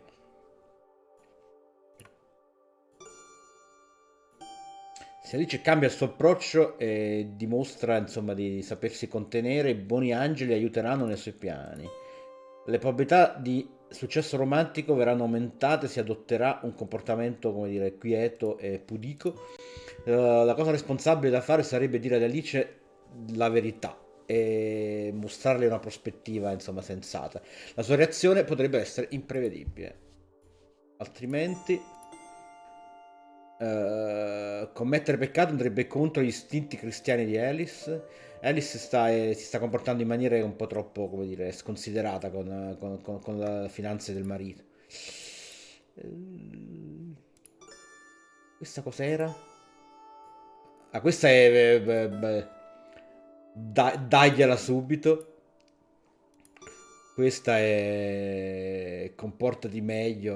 Ma se il prete, il vescovo gli ha infiato la mano sotto la gonna, dubito che si aspetti da lei un comportamento pudico o qualcosa del genere. Andiamo a fanculo. Svacchiamo senza pietà. Ho detto. The stars suggest a most ingenious plan for ensnaring the bishop, Mistress Blagg. Oh, verily? Lei mi sembra una It is tipa non most particolarmente, kind. come dire, First, you must offer him your modesta. tender favors, and then, several weeks following this encounter, you must go to him and tell him you are with child. If the bishop be a man of sentiment, the news will doubtless make him feel bound to you. I own that such a ruse could work. 'Tis hardly ingenious, though, is it? Half the mothers in London give their daughters such advice. Do they indeed? Well, there is more. The stars suggest you will find occasion for such an encounter while the bishop is away from home on business. Mayhap you arrange a discreet assignation for his next visit to the Archbishop's palace in Lambeth. On my honour, that is not a bad idea. In sooth, I think it may do very well. For, as 'tis oft said, that which does occur at Lambeth Palace does bide at Lambeth Palace. Indeed. How very intriguing. Pray tell me of these goings-on at Lambeth Palace. Ok, è andata bene questo. Non benissimo. Ah, Coitus post consultatio? Ok. Ok. Così.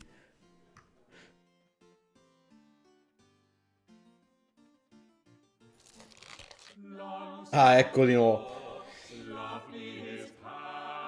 Questo siamo già amici intimi, non mi ricordo. Lacking in mind, mind, fulsome in fashion, the unwise truth, calls him chance. He yet persists in chasing the scat. Con lui come stiamo messo? 40 su 100. Good day, sir, and well met.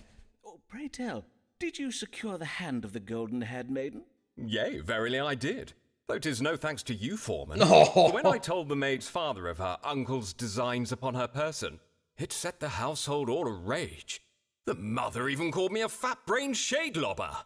It was only when I told them not to speak so ill to a man whose income is £1,000 a year that the family was silenced.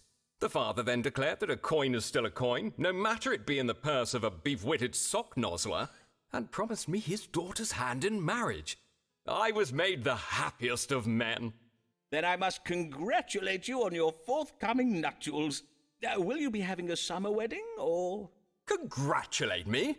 Do not congratulate me, Foreman, for I am the unhappiest of men. It was but a day after our engagement was announced that my love became afflicted with the smallpox. Naturally, I was all a terror. Would she perish? So wretched was I with fear, I almost died of fright. Aye, naturally. Smallpox is a most terrible disease. I intend to write a small treatise on the subject. But then, alas! Fate struck the cruelest of blows upon my soul. Oh, verily. Poor girl. May she rest in È guarita, scommetto. or re-squeeze in pace, as we Latin scholars say. What? Nay, death would have been a mercy. For once cured, the maid arose from her sickbed bearing hideous scars. Her once fair cheeks, thus so cratered, do make the very moon wane with envy. I see. Che strozzo. And now you wish to extract yourself from your engagement, I presume. Naturally. But her brother and father are fearsome men with a taste for rough sport, and her mother's tongue is as sharp as a barber's blade. I worry that my breach of promise may be taken ill. Then let me see if I may fathom the family's reaction from the stars. What will become of breaking your engagement to this once fair, now pox-scarred maid? Vabbè, questo vuole mollare la fidanzata perché il vaiolo l'ha lasciata coi segni in faccia. Che ci abbiamo? Moore può sperare nel perdono della ragione donna. La fanciulla accetterà lo scioglimento del fidanzamento con calma e grazie. Il padre della fanciulla sta sperperando fondamentalmente l'eredità. In effetti è stato molto insensato da parte sua a far sposare, insomma, a far dichiarare, dare in fidanzamento la figlia a un cretino come questo tizio qui. E invece questa cosa è? Sta arrivando la punizione divina con Nettuno e Marte che portano guerra e confusione. Sarebbe intelligente cercare la fuga in una città straniera, in un paese straniero. L'infrangere della promessa di Moore risulterà in un improvviso cambio di fortuna. La sua morte!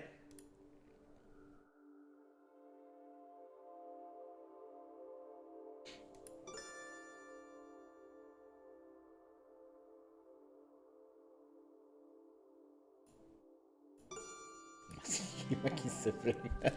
Ormai sto andando proprio. Much to fear from this family. Aye, you must flee England at once.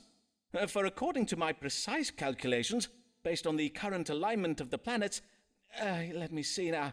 Yes, you will be branded a cock-born, snatch-grabbing knave of the lowest order, who deserves to be disemboweled with a pudding spoon. That is, if I'm not mistaken. And not even God is on your side, for it is his plan that you may be dragged into a foggy-headed confusion so as to render you defenseless against the family's dark intentions. Oh, good sir, you must heed my warning and never show your face in London lest you be set upon most violently. God's blood! I must flee England's shores and never show my face, you say? But whither shall I go? Hold, I have it. Be it not carnival In season Italia, in Venice, when citizens do hide their faces behind masks. Oh, and with such style. I thank you, Foreman, for you have been most helpful. Le soluzioni più teatrali sono le migliori. For the latest Venetian fashions. Ok, questa l'abbiamo imbroccata.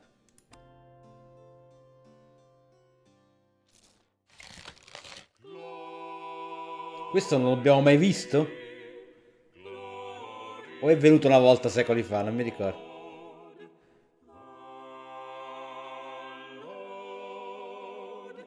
Archbishop Whitgift, glory to the Lord in the highest position.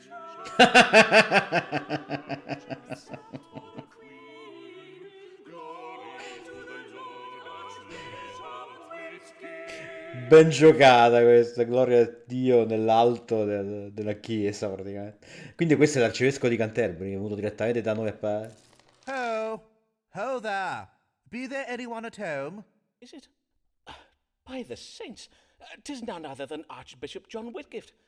Your Grace, I am most honoured by this most unexpected visit. Truly, 'tis most unexpected, as I just so happened to be passing by. Indeed, I was riding by in my carriage when I found myself struck ill.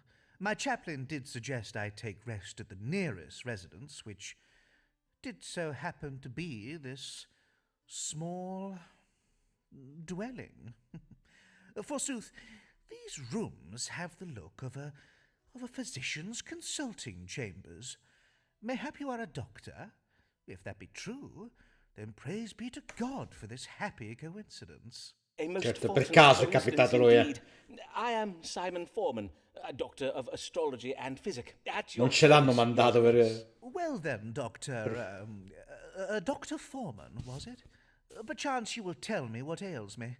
I feel a kind of pain and heaviness in my side, and I know not if this be related, but my skin has of late become most unattractive in appearance. Pain in the right side of the body and sallowness of the skin. Her Majesty did remark upon it most wittily the other day at a meeting of the Privy Council. Your face does serve as a warning to us all, Archbishop. Her Majesty the Queen, verily. A moment, if I may, Your Grace, while I consult the stars. What does cause the suffering of His Grace, the most Reverend John Whitgift, the Archbishop of Canterbury? Ma quindi aggiunge pure roba qua, no? Siamo già 3 in Otresive ed è finita, se non ce ne sono altri di qua, se non aggiunge 1, 2, 3 qua, che sono questi 3 qua, siamo già spacciati. Ecco. Allora abbiamo l'ittero, una condizione caratterizzata dal... sarà questo, chiaramente. Perché se c'ha la pelle un po' strana e quei dolori là, ci sta. E l'altro è passione cardiaca. No, non c'entra un cazzo, Ittero. You are afflicted with jaundice, Your Grace. Yellow bile has seeped into your skin, causing it to become yellow-hued in appearance. 'Tis the jaundice, is it? I see. Pray, have a servant boil this pouch of herbs in water. The liquor is to be injected up the fundament once each day. It should draw the collar away from your skin and into your bowels. William! Excellent. I will have my chaplain see to it. My. Who do we have here? Before you take your leave, Your Grace, I would have my manservant William let blood from your right arm. Indeed. All'arcivescovo piace William. Before you depart, Your Grace, perchance I might trouble you with a request of my own? Good day, sir. My chaplain will settle payment with you anon.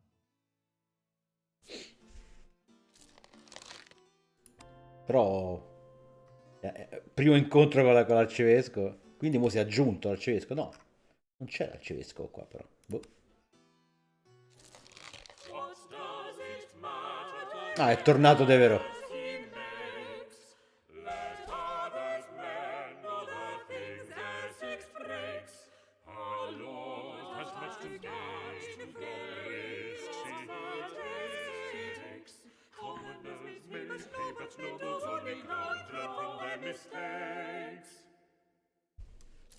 Good day, my lord, and well met.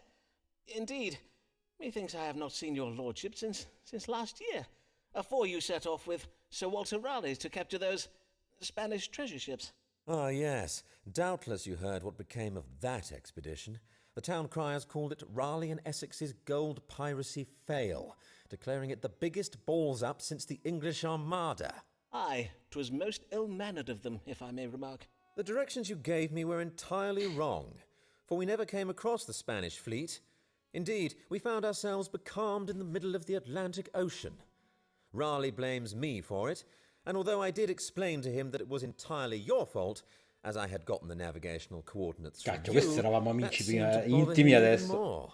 My lord, I am full sorry for any error I may have made in my calculations. Forsooth, I pray I may assist you better this day. What is it you would ask of the stars? I would have you tell me how I might regain the favour of the Queen. Indeed, 'tis strange she has not yet gotten over her displeasure, for the incident did occur many months ago, and we had every intention of returning her warships, filled to the brim with gold, I might add. Besides, how in the devil's name were we supposed to know the King of Spain would choose that very same month to invade England? I have not the power to predict the future. Well, nay, but I have, my lord, if you had asked me to. Verily, 'tis not to be borne. Only last week, at a meeting of the Privy Council, during a minor disagreement regarding the Catholic rebellion in Ireland, she called me an impudent lord-splainer, whereupon she rose from her chair and molly-whopped me in the face. I half drew my sword upon her. You mean the Queen? Aye, indeed. Her behaviour was most shocking. I even asked the royal physician whether she may have lost her mind. She is, after all, most elderly. But Mr. Smith assures me she is in very fine health and is in full control of her faculties. Her Majesty's behaviour is a mystery indeed, although mayhap it should not surprise us. A man's reason is oft insufficient to fathom the workings of the feminine mind, and, in such cases, he may have little choice but to call upon divine wisdom. To wit, let us see what the stars can tell us. What must Lord Devereux do to regain the Queen's favour? Ma chi è la regina? Ah, no, l'ha aggiunto adesso, vedi, quindi ce ne sono altri due. Vittoria, chi è la regina di quegli anni?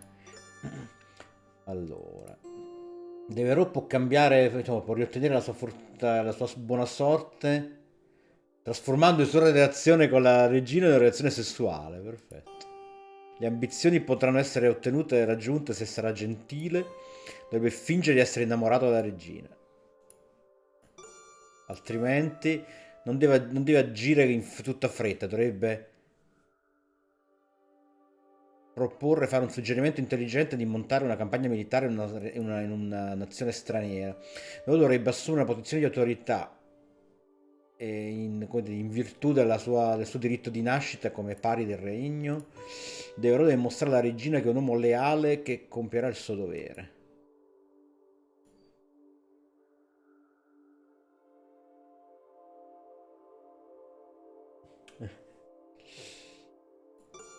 Ma sì, va.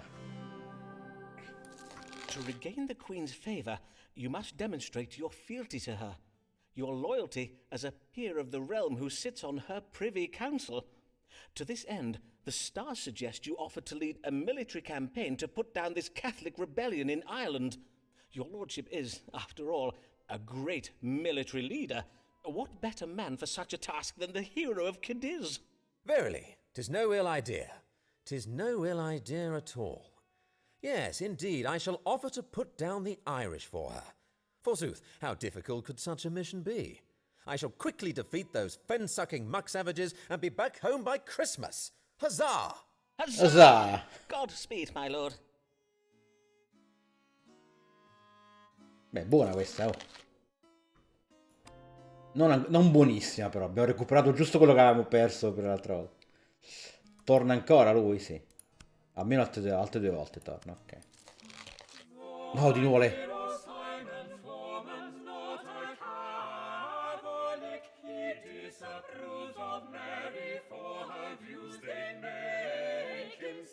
But pray he does not tell her, lest she punch him in the punch him in the Oh, la colonna sonora di sto gioco. How may I help you this day? Blessed day, Dr. Foreman. I am just come from taking my niece to visit Rochester Cathedral. Thomas Blogg is the cathedral's dean, I believe. Know you of Dean Blogg? Aye, I know something of him. Verily, that man is a model to us all. Under his stewardship, the cathedral's decadent furnishings have been stripped away. He has even replaced the silver candlesticks with pewter. Such pious modesty in the sight Perché sta of pieno di God. debiti. Has he indeed? How very interesting. And godly, yes. But what is it that brings you this day?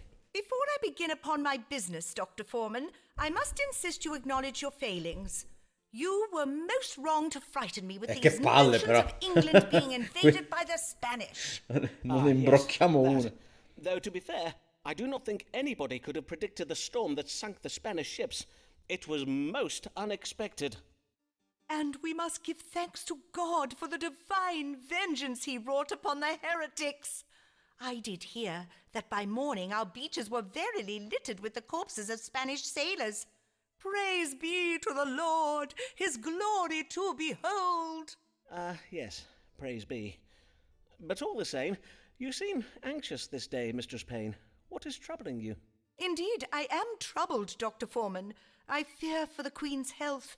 Everyone is saying that as she is exceeding old, she is soon to die. Ah, yes, I quite understand your feelings, madam. How we love our good Queen Bessie. Long may she reign. But will she? That is the question, is it not? For she cannot live forever, and when at last she does expire, we shall be stricken with such lamentation and grief. Mayhap you, but not I. Elizabeth Tudor is naught but a sceptred whore, but still a whore who presides over the Church of England and keeps Rome at bay. Okay. And without an heir, who knows what manner of foreigner may succeed her when she dies? For all we know, he may flood the land with foul popery. Foul popery? I take it you do not care for dried floral arrangements. Questo era orribile. Surely fresh flowers are more customary at royal funerals. Did you not heed me, Mr. Foreman? I wish to know whether the English throne is safe from a Catholic successor. Ah, yes, of course. Then let us consult the stars. Is our Queen's long reign in danger of ending soon? And if so, do we risk a Catholic succeeding her to the throne?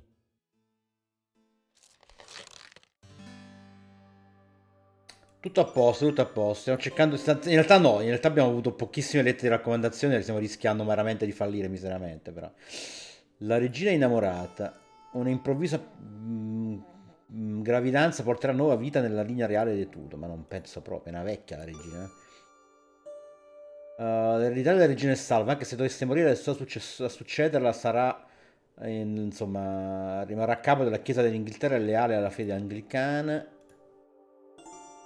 E qua invece è il contrario, giusto? Inganno e collaborazione. Andiamo con questa, vediamo che succede. Tanto questa l'abbiamo persa, questa non sapevo come prenderla statica. I am afeard the stars say nothing of how much longer Elizabeth Tudor's reign will last. But when our Queen finally does expire, 'twill be most ill for us. For her successor will take England to war and tax us mightily to pay for it. We have naught to look forward to but a future of violence and austerity. È contenta lei, I am immagino. sorry to be the bearer of such Secondo me è contenta di questa. Lamentable. Infatti. I suppose it might be. It would depend on whether English blood is to be spilled in the righteous service of God or in service of the Antichrist in Rome. To wit, is our new sovereign to keep to the English Church, or will he be a Roman Catholic, Dr. Foreman? My chart is not clear on this question, though it does indicate that Elizabeth's most likely successor, King James of Scotland, has a deceitful nature. Mayhap he hides secret Romish sympathies? Mayhap? Mayhap is no answer at all. Verily, Dr. Foreman, your stars have been of very little use to me this day. Sei Very intrattabile little use proprio. indeed. Intrattabile proprio pure lei. Che cazzo, che cacchio devo dire a questa? Vabbè. Rejoice, rejoice in the Lamb. The Lamb, served by English bishop, to his guests for dinner at his palace in love. Rejoice, rejoice in the Lamb, and beef and pork and swan. La torta di cigno, deve essere praticamente con lui siamo partiti bene, vediamo di proseguire meglio. Good day and well met, Lord Archbishop. What a pleasure it is to welcome your grace once more to my humble consulting chambers. Do you ail of something, sir? Nay, I am in good health. I am come for information. That is, I am come for an astrological reading concerning one of my deans, Thomas Blagg, the quando Dean ma- of Rochester Cathedral. I hear you are acquainted with him, are you not? Yes, so please your grace. I am honoured to say that Dean Blagg is one of my querents. I see. What a remarkable coincidence. Then you may know that Dean Blagg has been petitioning me to promote him to the rank of bishop, specifically to grant him the vacant seat of the bishopric of Salisbury. I wonder if you, that is, if the stars and planets and so forth, might tell me if there be any reason why Thomas Blagg might not be a fitting candidate for such a position of responsibility. I see. Then let us see what the stars can tell us. Should Thomas Blagg, Dean of Rochester, be made the Bishop of Salisbury? Se gli facciamo diventare vescovo a Dean, lui ce la fa la lettera, che cacchio. Non è un uomo onorevole, il nostro l'arcivescovo, ma Blake è un uomo frugale nella gestione dei fondi, non è povero. John Whittington sarebbe saggio cooperare con il suo dipendente, Dean Blagg. Ok. Dean Blagg creativamente e con successo rubato soldi alla Chiesa. L'inganno finanziario è stato commesso contro la Chiesa, questo è esattamente l'opposto, e questa è la via di mezzo. Ah, Blake sta mettendo in dubbio i suoi principi religiosi. La sua eresia potrebbe essere un colpo sconvolgente per l'arcivescovo e Dean Blagg è nel corso di un viaggio emotivo. Facciamola contenta una volta tanta, Dean Blagg, dai che è venuto per William, chiaramente lui. To Thomas Blagg, your grace. Oh, indeed. Aye, for it seems that as Dean of Rochester Cathedral, he has proved himself to be a competent and frugal manager of church funds. Indeed, I have heard he furnishes the cathedral very sparsely, so concerned is he not to waste the church's money. A competent manager, you say? Very good, very good. Then I suppose I shall grant Dean Blagg the bishopric. Before you leave, your grace, perchance I may broach a small matter of my own. Methinks you have the power to grant medical licenses, do you not? Although I am an experienced physician, you may have heard of my work during the plague of 1592, for instance, I am not technically licensed to practice medicine. It has been causing some administrative troubles of late. I wonder if your grace might condescend to help me by... You would have me grant you a medical license, would you? I suppose that might be arranged. Leave it with me, and I will have my chaplain look into it. I thank you heartily, your grace. Okay. Your grace is most generous.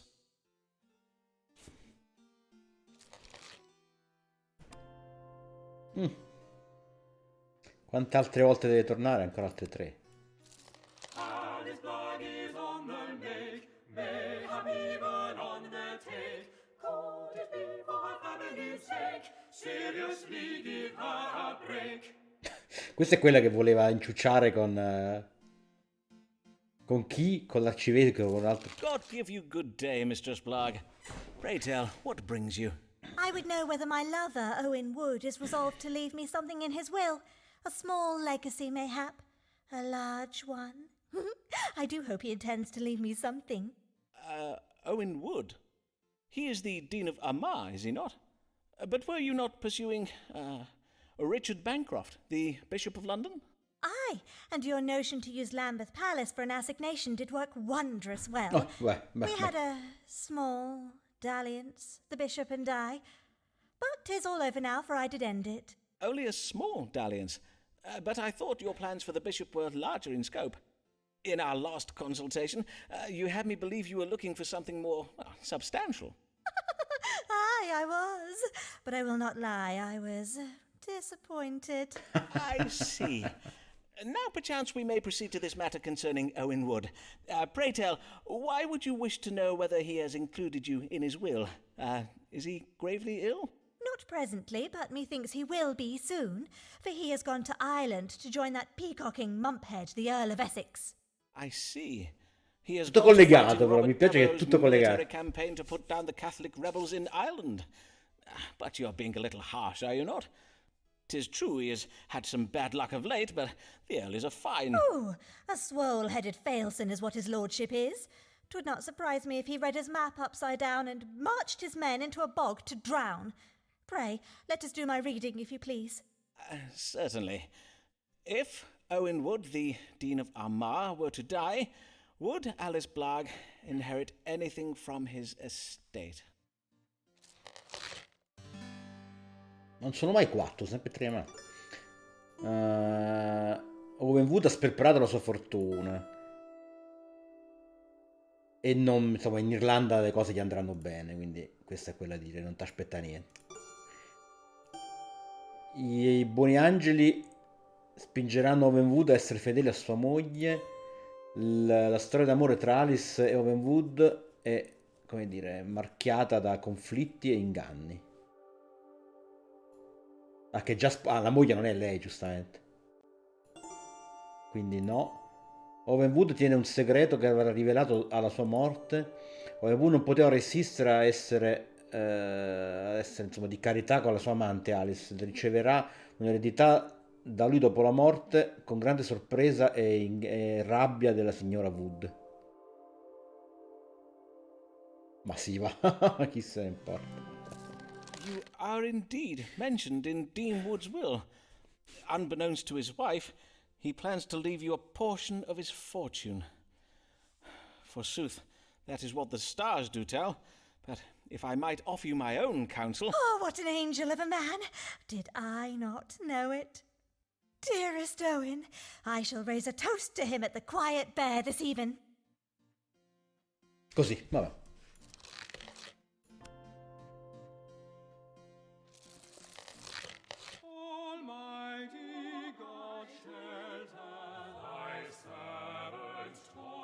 Ah, questo l'han fatto vescovo, non si lamentasse.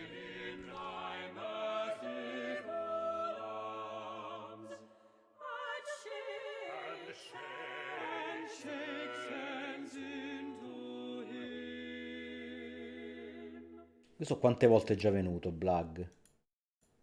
Non si vede. Ah, ancora minchia, questa è altra... Good dawning, D. Blagg. How may I do you service this day? I hope you will do me service, Dr. Foreman. For at my last consultation, you served me very ill. L'ho beccata una. Indeed. Your prediction that Raleigh and Essex would succeed in capturing those Spanish treasure ships did put me in a most lamentable position. I had my tailor fashion me these fine new robes, and now I have not the money to pay him for it. Then I'm heartily sorry for it, sir. Though your new robes are indeed very fine. Is that a different shade of black, or...? And I know not how, but my wife Alice has lately learned of our perilous financial situation. Chissà chi è stato. Has she? Aye, and she has had me petition the Archbishop for a promotion. 'Tis her reckoning that if I were promoted to bishop, the increased living would enable me to settle our debts. That would seem wise under the circumstances. And was your petition successful? It was. At Magum. least at first. Indeed, His Grace did have me believe he is minded to make me Bishop of Salisbury. The Bishopric of Salisbury? But that is excellent well, is it not? It would be very well, forsooth. But many months have passed, and the Archbishop gives yet no sign of granting the vacant bishopric to anybody. I see. And he does not say when the matter may be decided? Nay, indeed he does not. Whenever I raise the question with His Grace, he says he needs time to consider the various episcopal and doctrinal matters concerning such an appointment. All the while, he has me performing additional duties that I dare not refuse, lest I lose his favour. And Mistress Blagg has sent him pies upon numerous occasions. And yet the Archbishop is not moved? Oh, he must be a very hard man indeed, for your wife's pies are well renowned for their powers of persuasion. Now, let us see what the stars can tell us. Will Thomas Blagg, Dean of Rochester, be granted the bishopric of Salisbury?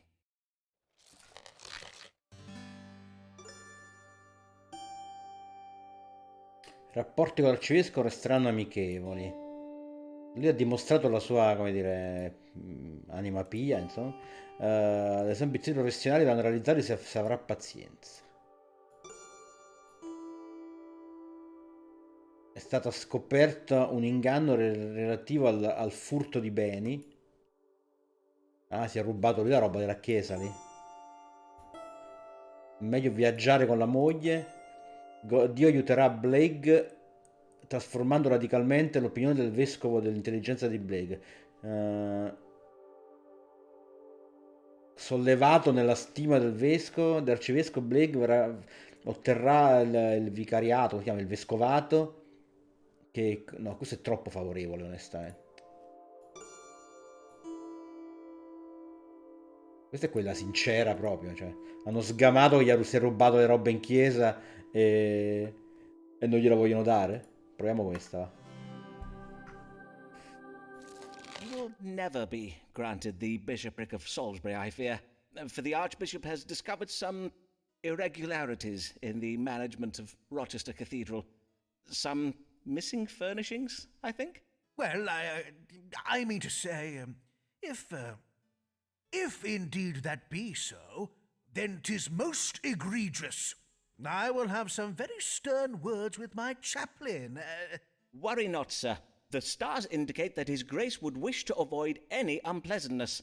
As is customary with church scandal, he will doubtless remain quiet on the matter for the sake of reputation. Ah. Well, of course, I too would not want to bring shame upon the church. If there be such vile, false rumours circulating about me, it would be wrong not to consider the attention that my promotion to bishop would invite. I own that I am shocked and disappointed by this. Quindi è buona, dai, è buona. L'abbiamo avvisato in tempo. Fammi contento, fammi contento. Oh, attenzione. Abbiamo finalmente 2 lettere su 8. 2 lettere su 8. Ah, cos'è tornato dall'Italia?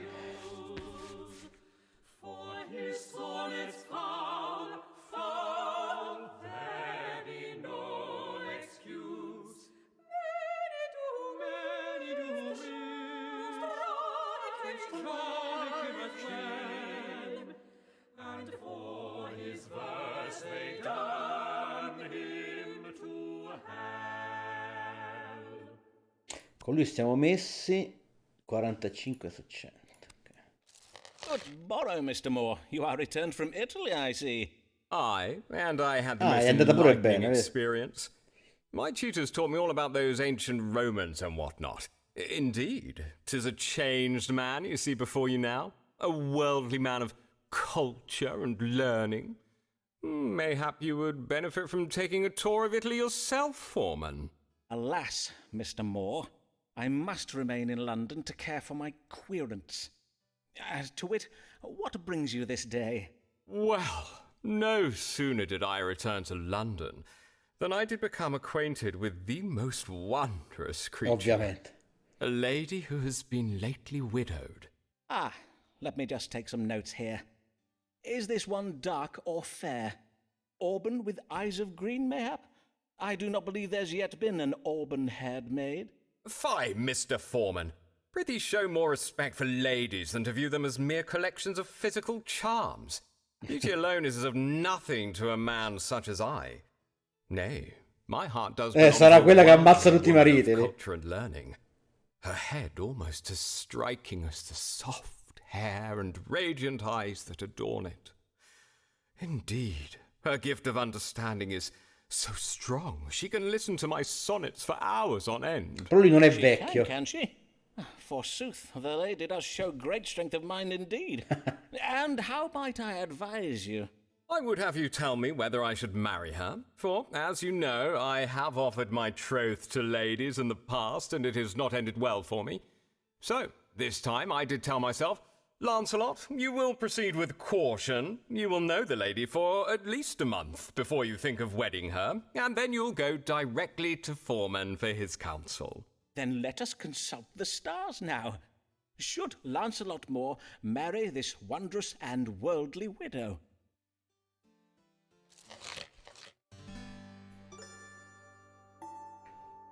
Ci sono delle motivazioni nascoste.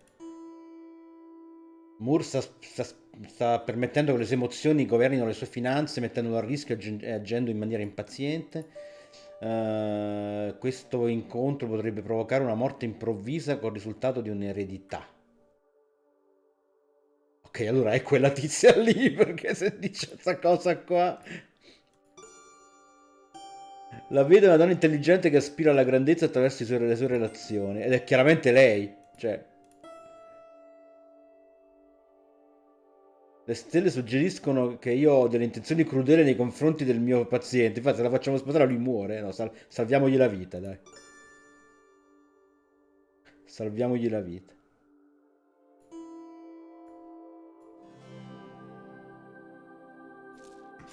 You must not marry this lady, sir. You are a wealthy man, and she has designs upon your fortune that may result in your untimely death. Ye gods! Verily? I am afeard so. You must take care not to let your emotions lead you astray.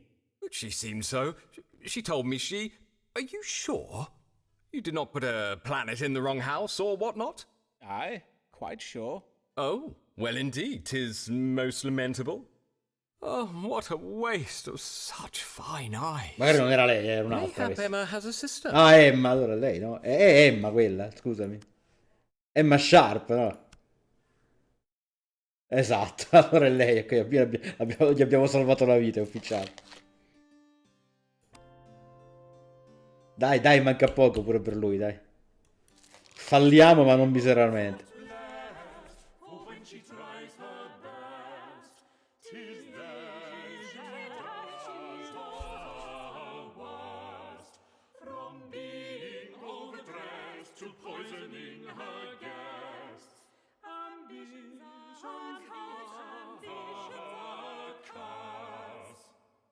Questa è quella che avvelena sempre la gente con la roba che gli manda il marito dalle Indie, dal nuovo mondo lì. Questo è Sibille, con Sibille come stiamo? Sibille è quasi fatta, eh.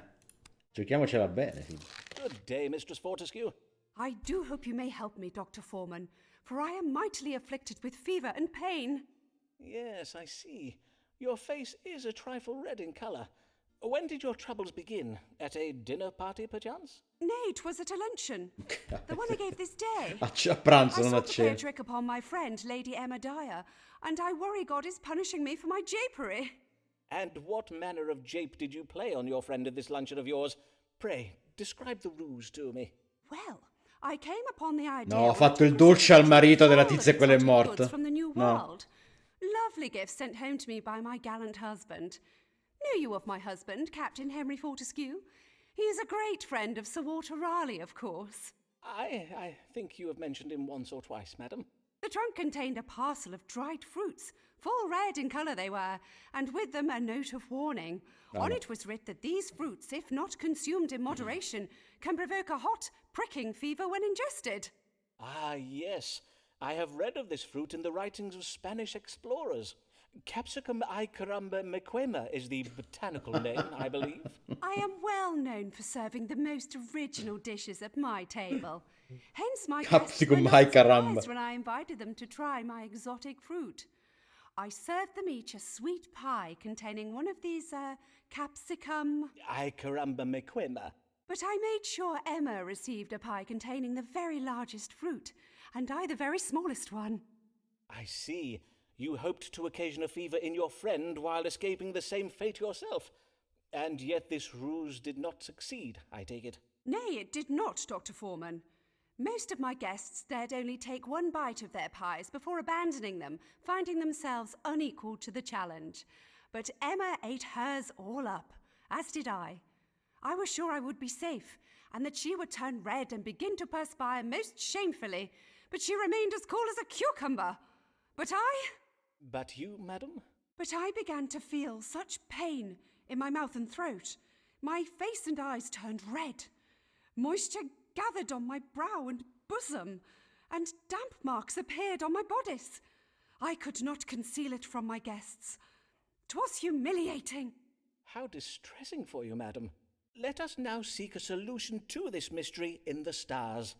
What might explain the querent's affliction? Emma è invincibile comunque, cioè pure col peperoncino super piccante non fa una piega, cioè, è indistruttibile Emma.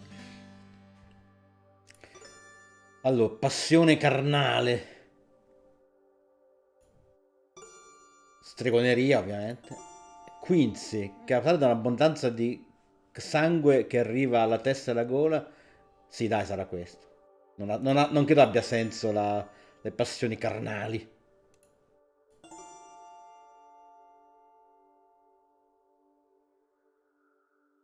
È andato tutto il sangue alla testa per il peperoncino, non lo so, non mi viene alternativa, perché la stregoneria non credo. Questa non ha senso. Lusty Passions.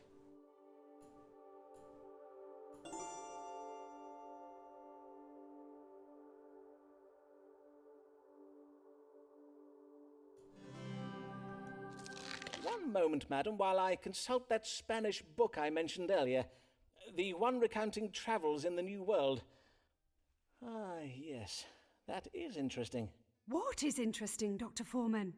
The stars say you have quinsy, and this book confirms my suspicions as to what provoked it. Madam, 'tis not the larger fruits that occasion pain when consumed. 'Tis the small ones, such as the one you had baked into the pie for yourself. You mean to say the smaller fruits are more dangerous than the larger ones? How strange!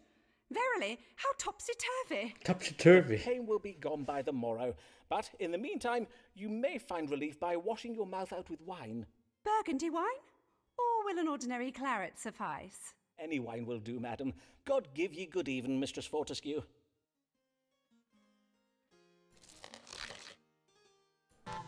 Yes! I peperoncini piccoli sono sempre più traditori, vedi? Ok, ok.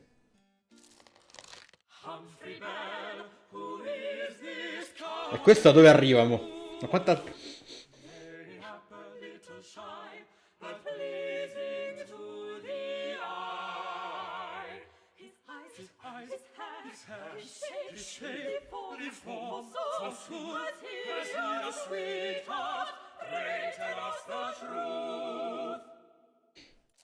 Good morrow, young sir. Methinks this is your first consultation, Mr. Humphrey Bell, sir. And how may I do you Good service this butcher day, Mr. job. Bell? I want to get lean in that. You wish to become lean, you say? And why would you need to be any leaner than you are now? You do not appear at all overplump. Indeed, you appear to be a young man in the full vigour of health. Yay, but I do the lady parts though, innit? You do the lady parts. Oh, I see. You are a player who plays feminine roles upon the okay. stage. Just- Yes, I think I recognize you now. You play for Lord Chamberlain's men, do you not? The company of players led by Will Shakespeare, Richard Burbage, and Will Kemp, among others. Aye, sir. I play for them as a hired man, and next month I'm to play a fairy queen in a play we're doing for Lord Hunston at his daughter's wedding. But Bossman Burbage says I'm too plump for the role. Humphrey, your girth does make it difficult for an audience to imagine you getting up out of your fairy throne, let alone flying. Yes, I think I understand. 'Twould imperil the audience's suspension of disbelief, thus breaking the fourth wall, as you players so call it. Ah, sir, indeed. Mr. Burbage worries much for them scenery walls, for he says my rear end is of such a size 'tis liable to smash right through 'em. Anyways, Mistress Burbage told me that to fit into her gowns she bids herself chunder after eating. Might you give me some herbs for that or something? And Mistress Burbage would be Richard Burbage's wife, I presume. Well, to judge what would be most effective in your case, I shall need to consult the stars. What should Mr. Humphrey Bell do to become leaner? Che accento strano c'ha lui però. Allora, questo è provocare una diarrea fondamentalmente, che dice purga verso il basso, inducendo uno sbilanciamento della flemma. Questo è il vomito invece. Consumando canis sicco excrementum, quindi immagino sia feci essiccate di cane, credo, cosa del genere, per farlo vomitare. In alternativa fare ginnastica sarà questo. Ah, mangiare di meno, dice questo. Mangiare, allora, diarrea, vomito o dieta?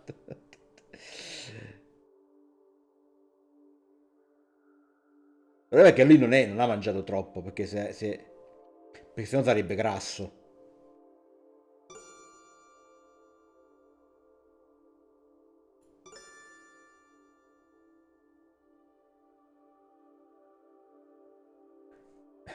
Non so cosa scegliere, se il vomito o la diarrea, onestamente. Il vomito è quello che gli hanno suggerito pure i compagni, gli ha suggerito la moglie di non so chi.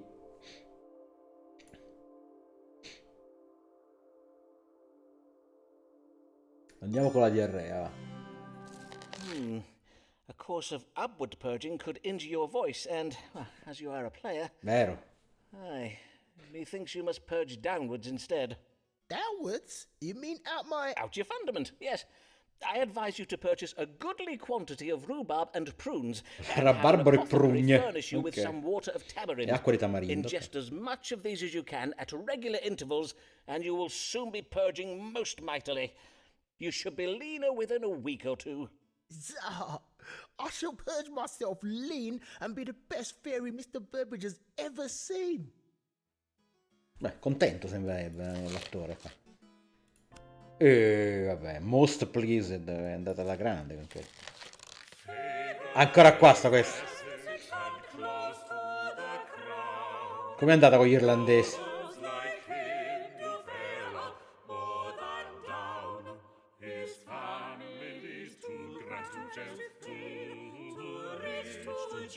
But if Essex disobeys the Queen, she'll put him in the ground. Non benissimo a giudicare da quello che c'è scritto qui. Lui è? Dove sta?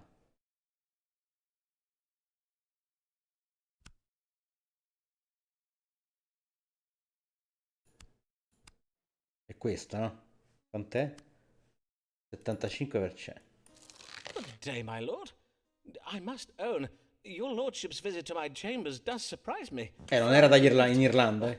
Indeed, all of England believes that you are in Ireland at present. Did anyone see me? No? Good. Now, bid your manservant close the shutters. As your lordship pleases. William! William!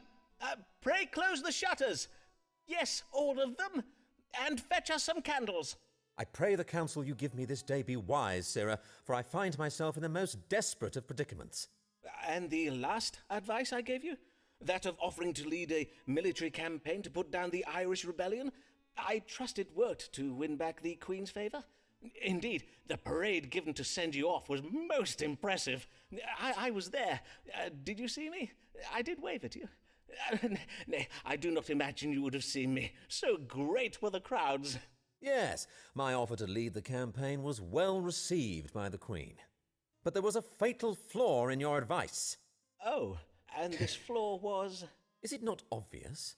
I had to verily go to that midge-ridden bog-hole and try to put down the Irish. God's breath! Have you seen the Irish? They are savages. That Irish chieftain O'Neill and his band of fen-born brutes are especially bad. Forsooth, they sound most fearsome.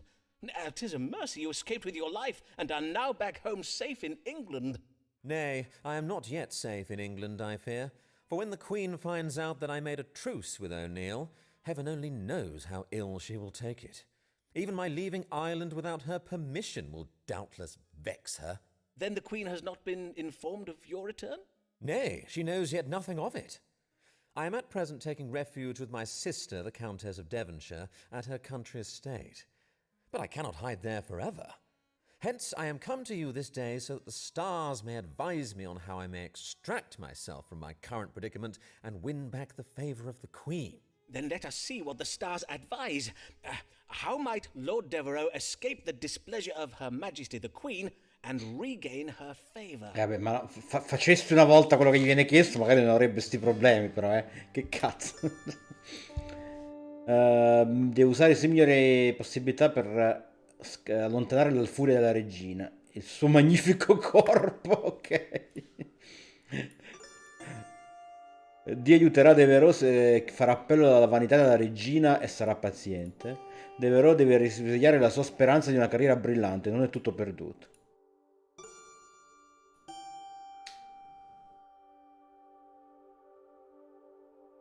Devereux devi inventare un modo per fare in modo che la regina veda la sua disobbedienza nel contesto del loro rapporto personale piuttosto che come un atto di tradimento per la corona. Devereux mette in pericolo insomma, il suo futuro con questa sua tendenza verso l'ottimismo, come dire, mal riposto. Robert Devereux rischia di essere soggetto alla violenza della legge.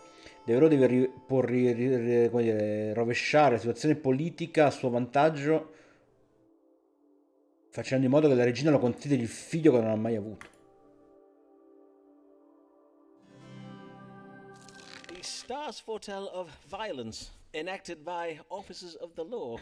Ah, verily. 'Tis doubtless a beheading. Forsooth, I do enjoy a good beheading. Well, 'tis likely to be a trifle more elaborate than that.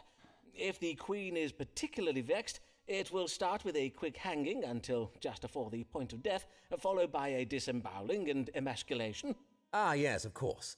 Whereafter the gentleman is invited to watch his own entrails and privy parts being lightly grilled upon an open fire, before he is chopped into 4 separate pieces. A quartering, I think you mean?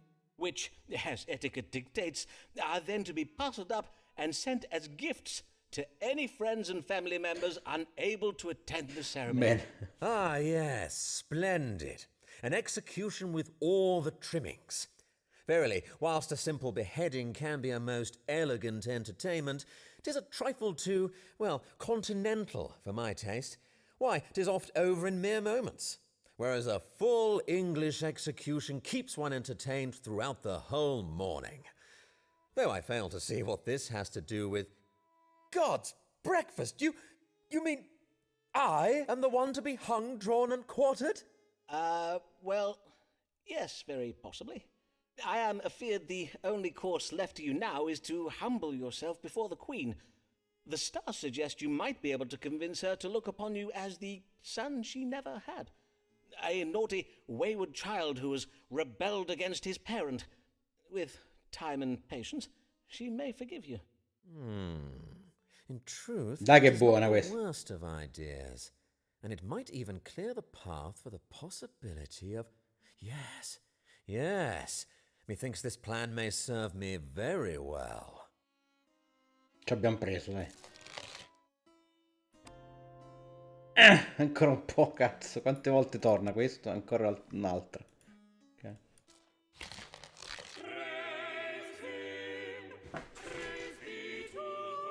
Quanto manca, tra l'altro? È abbastanza... Siamo già a 5 ore e mezza, più o meno. O a 5 ore, sì.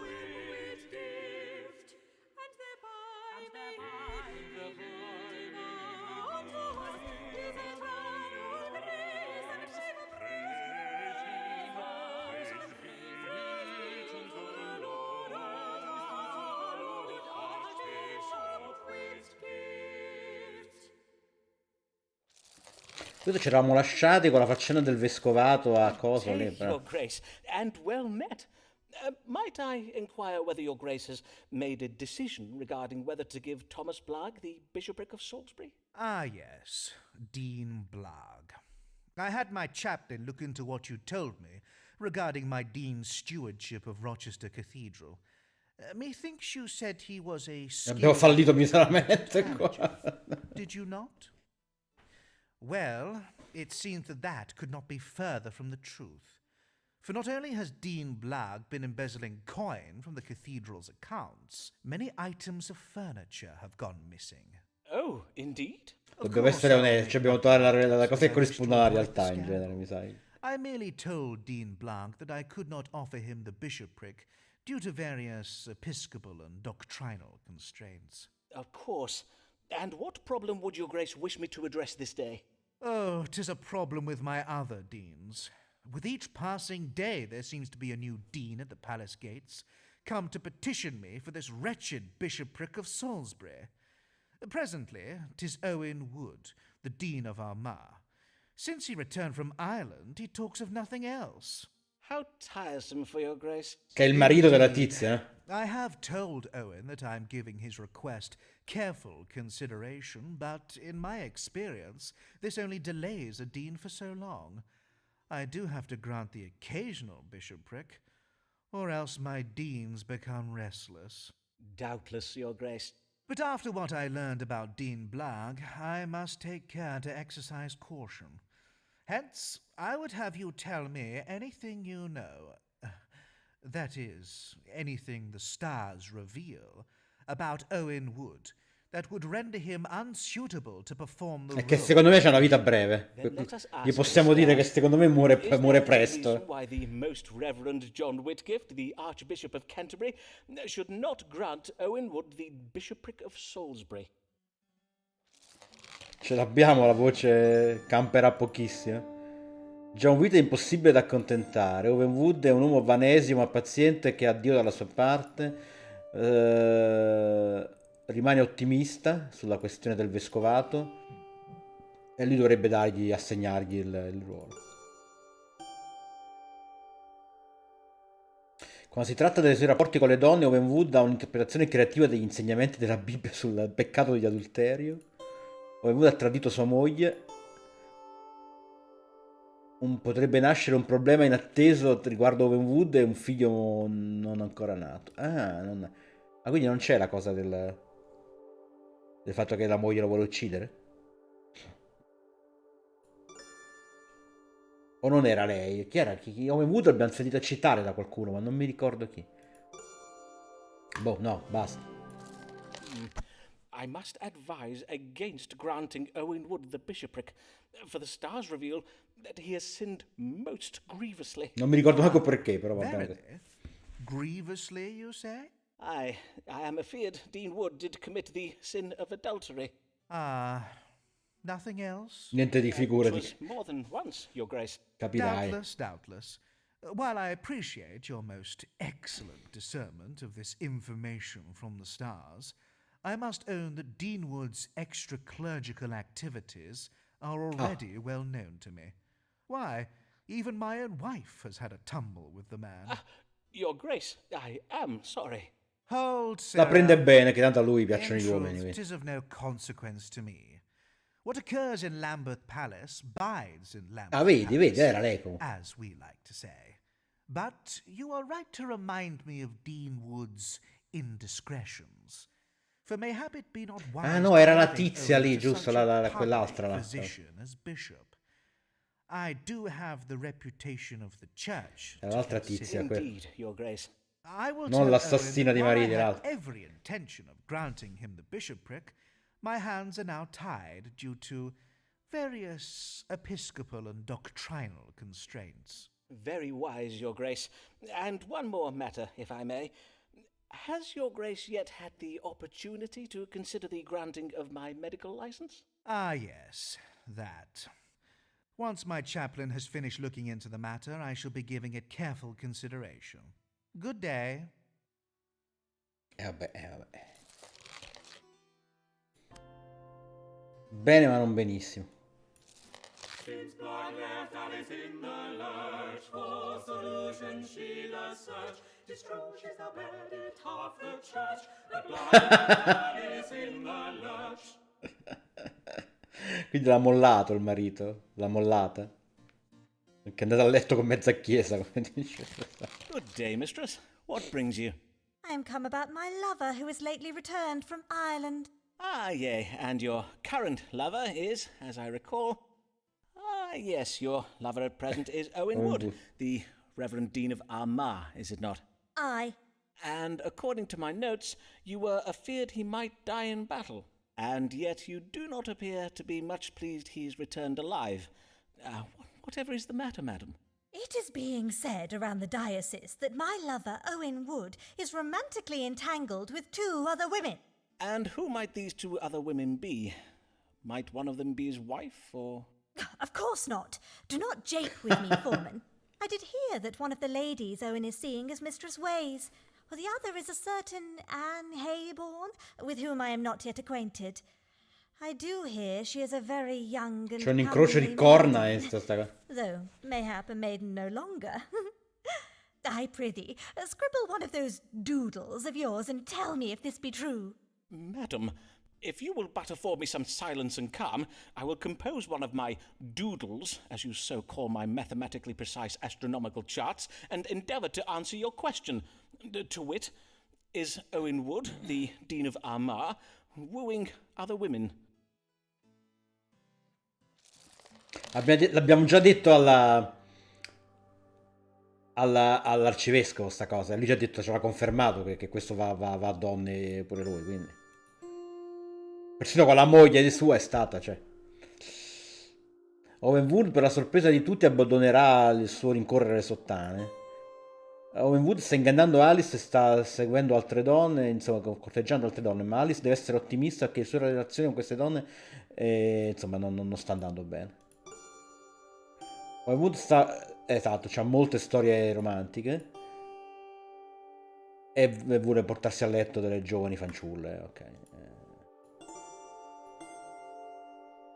E questa è... Il tempo passato in Irlanda gli ha dato occasione di riflettere intelligentemente sullo stato attuale dei suoi affari finanziari e ha deciso di tagliare le sue spese eccessive. No, siamo... Stai piena di corna, sorella. Alas, I am afeard your suspicions are well founded, madam, for the stars do indicate that Dean Wood has been paying court to several other ladies. Fie! What a maid-fiddling maggot of a man is he! Be I not woman enough for him? Well, indeed, my chart does seem to suggest that if he does seek intimacies further afield, 'tis owing to... Pray, go on. 'Tis owing to what? To a preference for sweet and gentle companionship. No, perché lei è un po' una truzza, diciamo. Does he indeed? How very interesting. Nay, verily, fie upon Owen Wood. On my honour, he will very likely want some sweet and gentle treatment once I am finished with him. Godspeed, Mistress Blagg. Non benissimo, non benissimo. Niente, noi ce la siamo giocata per...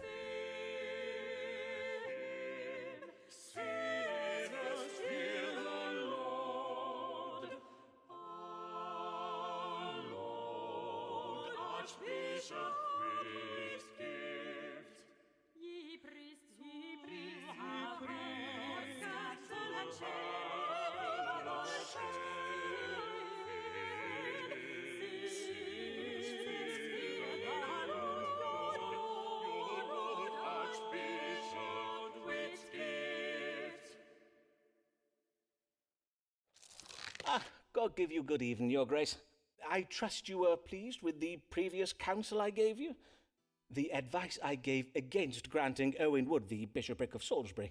Ah, yes. Your counsel did indeed prove sound, for Dean Wood is now cods deep in scandal. The parish council has received numerous paternity suits, and 'tis said that scores of defiled wenches bethrong the gates of his deanery each morning, clutching suckling babes and demanding recourse. As for young Anne Hayborn, she has had her reputation ruined, and Dean Ways is barely speaking to his wife anymore. On my word, how disgraceful. Aye, indeed. If only Owen had the sense to exercise more discretion. Yes, indeed, your grace. The Bishop of London, for instance, manages his affairs very quietly. I might have been able to look the other way, but in this instance I could not let Owen's indiscretions pass. For a wretched local woman by the name of Mary Payne got wind of the scandal and stirred up a public fuss about it. Oh, the devil take Mary Payne era tizia super religiosa, no? If I might venture an opinion, your grace, mayhap if we were to pay no heed to Mary Payne and her ilk, they would eventually tire of their animus and leave us all be. But is it upon such problems you come this day, or upon some other matter? I am come about my health. I believe I do ail of something. Then pray, describe your complaints to me, your grace. Well, I am afflicted with pain in my back, and at times I find myself hard of breathing. Indeed, I feel I may have phlegm in my chest, and I do bear these odd-looking spots upon my body that will not mend. If you will permit me to loosen your robes to examine you. Oh, I see. Methinks I have a notion of what ails you. Let me confirm it with a reading of the stars.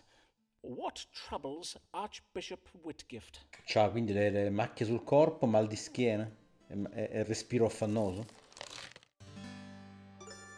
Mattering in the breast, dolore al petto. Knobs on the yard. Questo no, però parla sempre di pustole sul puparuolo, ma non mi sembra il caso. La French pox, malattia venerea. Sembrerebbe questo, sembrerebbe piaghe persistenti sulle braccia e le gambe, mancanza di fiato e dolori corporei. Ma quello che vuol dire che andare a letto con una persona a pochi, che non so cosa voglia dire, però. Siamo onesti con l'arcivescovo. I know not how to put this delicately. You have the French pox. I am not sure how this is possible, as you're a man of the cloth. Indeed, mayhap I check the stars again. No need. I did suspect as much. Ma lui però mi piace, accetta tutto. How astute of you. Non si nasconde. The French pox can oft be difficult to cure, but in your case, it is not far advanced. This ointment of boar grease and mercury is to be applied to your entire Mercurio è body. grasso di It must cinghiale. be rubbed in vigorously to ensure the mercury is well absorbed into the skin. Ah, facciamo assorbire sto mercurio. To see the sores on your body start to heal within a matter of days. I see. And I imagine your manservant William will be giving me this treatment. Poi che butterato, sì, però non ho capito, cioè. Taken home with you and applied Letteralmente, each night dici. before bed for 9 days. Ok. Mayhap your chaplain could apply it to your grace's body. Ah, yes, a fine. Ci hai provato, arcivescovo. I thank you for this treatment, sir. Fare you well, Dr. Foreman. Però è contento. Before mo. you leave, your grace, La lettera, I inquire eh. again as to the La possibility of licenza. granting me a medical license. Your grace did mention you would give it careful consideration. Ah, yes, indeed I did I not? Have no fear, Dr. Foreman. My chaplain is looking... Ci ha ronzato Good pure day. sta. E ci sta ronzando sempre. Però è andata buona questa. Oh. Most pleased, dai. Dai, ce l'abbiamo in pugno l'arcivescovo. Vedi, non sgarrare male la prossima. Devi arrivare un'altra volta, vero? Un'altra volta solo. Ok. Ecco.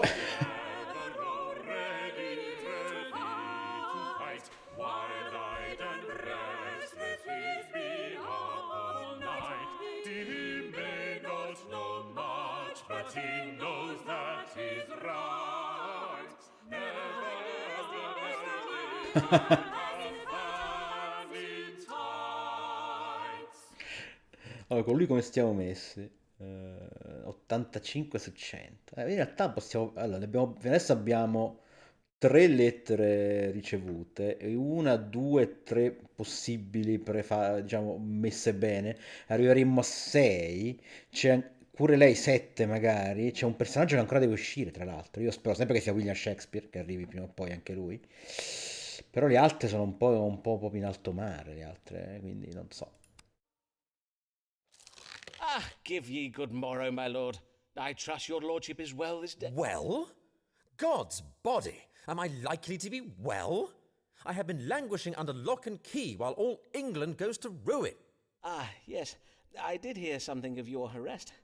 I take it your encounter with the Queen did not go as well as planned. Nay, 'twas a disaster. I took the precaution of seeking an audience with Her Majesty just after dawn, to be sure I would find her alone.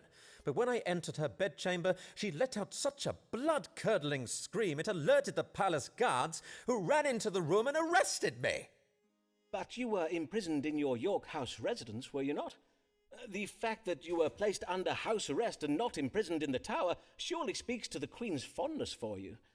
I trust your time in confinement was not uncomfortable, at least. Well, yes, my time away from the world and its trifling concerns did, in truth, prove useful. It afforded me time to reflect on larger questions, to take stock of my life and put recent events in perspective. Ah, I see.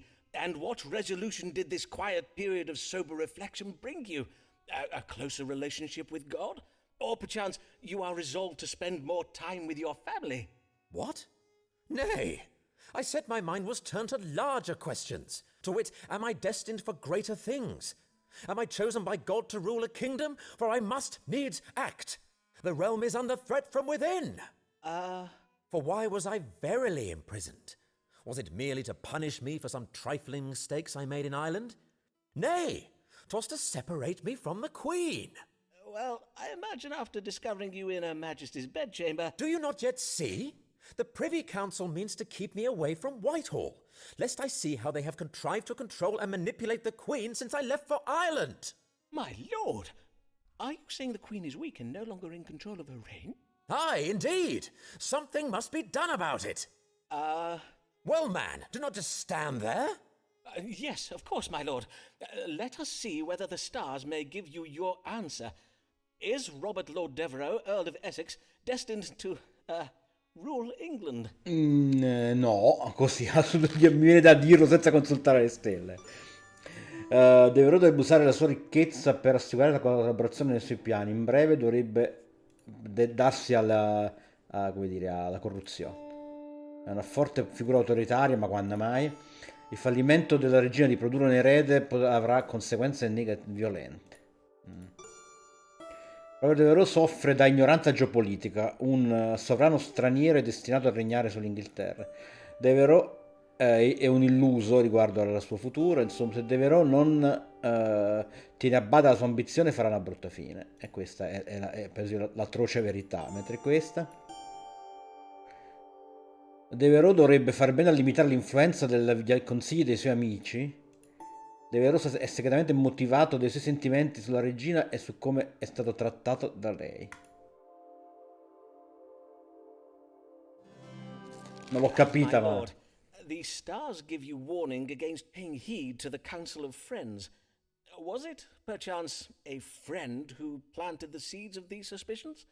To wit, your lordship's concerns regarding the Privy Council? Indeed, it was my friends who apprised me of the threat, è but I see no reason to doubt them.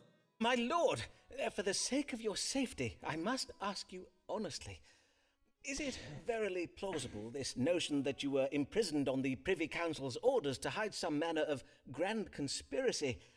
Or might the truth be far simpler, though harder to bear, that the Queen had good reason to punish you, and you are now vexed that you are no longer her favourite? Now, of course, I say this with the greatest respect and the greatest of... What? God's teeth, man! What is in you this day? Indeed, I will not suffer to be lectured in such a manner. 'Tis apparent such complex affairs of state are far beyond the understanding of a commoner. Forsooth, a mere astrologaster. I bid you a final Lo sapevo che adieu. dovevo dire. I will have no need of you henceforth. Vabbè, li devi fare tutti fessi e contenti For questi. the sake of the realm and the safety of its people, I must act without delay. Astrologaster.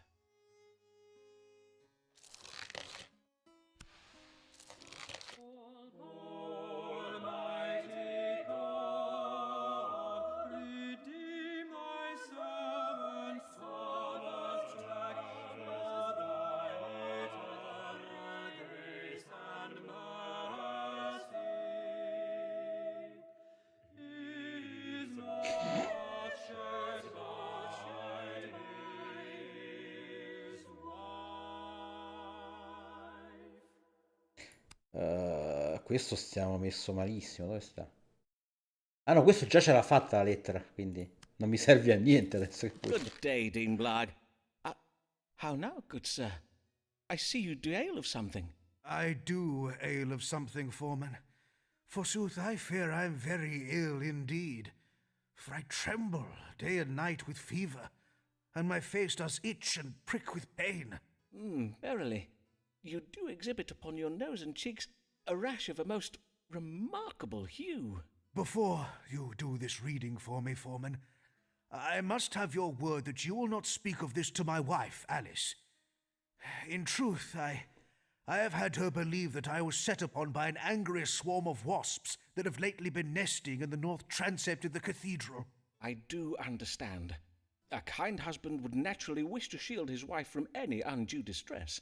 Ah, yea, that of course. And there be also the small matter of the promise I did make to restore the Blag family fortune before I died, and thus not leave my wife and children to live in penury when I am gone. If Mistress Blag were to think that I am gravely ill, it would provoke some awkwardness between us that I would rather wish to avoid. Ah, I take it then that your finances are also in poor health. Alas, they are.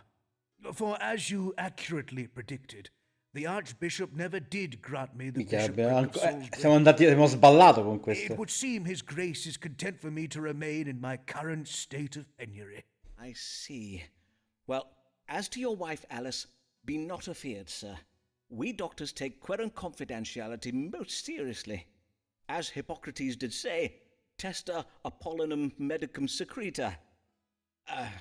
Among other things. Now, mayhap we proceed to consult the stars on the matter of your condition. With what disease is my querent Thomas Blag troubled, and how may he be cured? Erysipelas, una severa malattia della pelle del volto accompagnata da dolore e febbre. Mala digestione causata dall'eccesso di bevande alcoliche. Bone show, un'escrescenza non so bene, sui scinne, cosa i fianchi, no? No, onestamente sembrerebbe questa,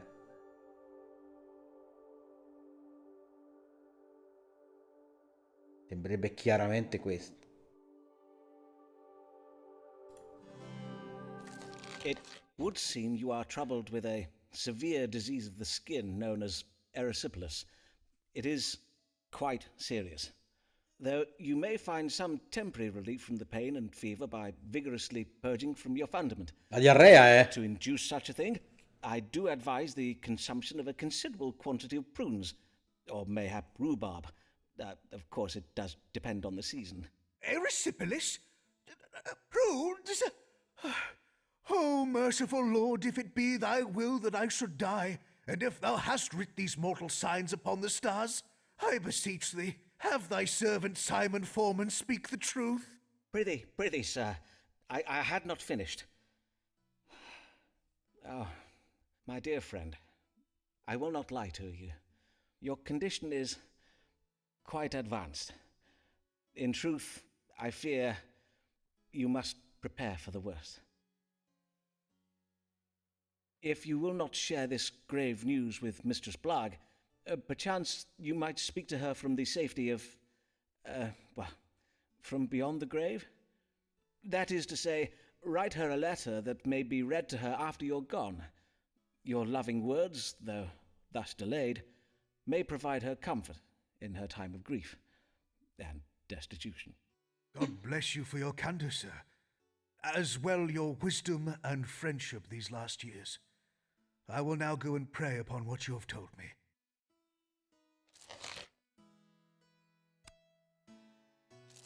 An explorer's wife cannot share his life. She is left alone, she is left alone.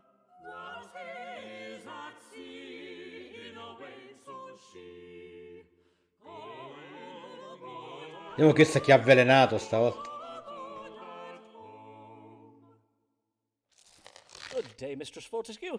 How may I help you this day? You seem a little out of breath. Aye, 'tis but my bodice. My maidservant did lace it far too tightly.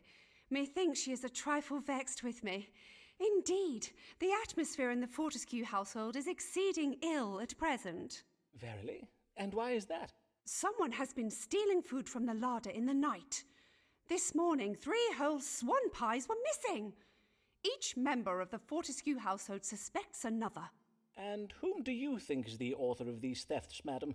Well, I suspect my son Harold, as his fondness for pie is well known. But Harry denies it and has accused our maidservant Gladys.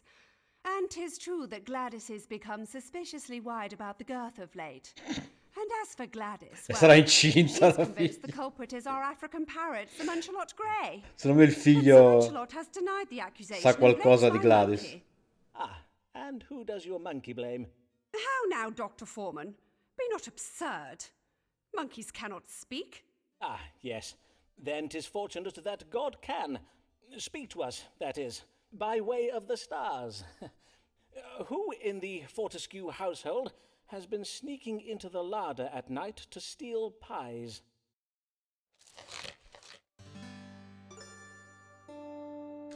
Sibyl Fortescue è un'ipocrita, deve accusare se stessa perché è stata lei a mangiare tutte le torte. La famiglia di Sibyl e i suoi amici hanno mostrato, come dire, insomma, non hanno reagito troppo eccessivamente contro in rapporto alle sue torte, quindi c'è che l'intuizione di Sibyl sull'identità del ladro è sbagliata, la soluzione è controintuitiva. Il ladro è un sospetto che ha mantenuto il silenzio. I figli dei bambini fortesi sono stati cresciuti bene, sanno che non vanno rubate che non si rubano le torte. Qui c'è della malvagità proveniente da una nazione straniera. Dovrebbe rimuovere dal testamento la sua governante, che è infida e aggressiva. No, dai. Sono indeciso se dirle questa qua, che è stata lei a mangiarsi le torte, per questo le va stretto il body, non è colpa della servitù. Però no, dai, era questa. Dai, proviamo questo. Madam, you may eliminate your son from your inquiries, for according to the stars, you have educated him well, and he knows not to steal pies. Harry is innocent, is he? Then who has been eating our pies? I am afeard it is the very last individual you would suspect. An individual who is in this very room with scimmia, us quindi. now. How now, Dr. Foreman? Surely you would not accuse me? Oh, nay, not you, madam. 'Tis your monkey. What was his name again? You mean to say Sir Nanahad has been stealing our pies? Sir Nanahad. Oh, my days! What a naughty monkey! Quite. He is most naughty indeed, 'twould seem. I must at once to home go and apologise to Sir Munchalot. I never should have doubted him. God give you good even, Dr. Foreman. You have been a bad boy, have you not, Sir Nanahad? Who's a naughty monkey? Yes, you're the naughty monkey. Yes, you're the naughty monkey. Good even, Mistress Fortescue. Vabbè, abbiamo vinto comunque, mi sa. Ok. Ma lei ce l'avevamo già da lei la lettera? Non mi ricordo. Ah, questo è tornato.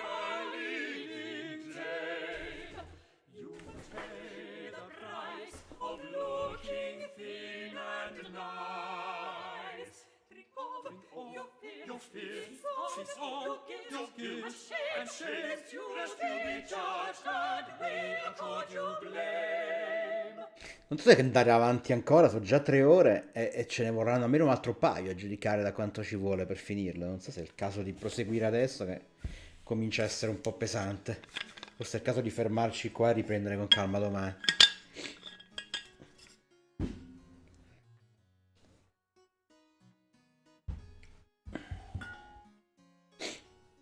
È affascinante chi lui? Se invece i miei 3 immagini spettatori in questo momento sono interessati a vedere come prosegue, possiamo andare avanti un altro po'. Non so quanto duri in effetti. Ditemi voi.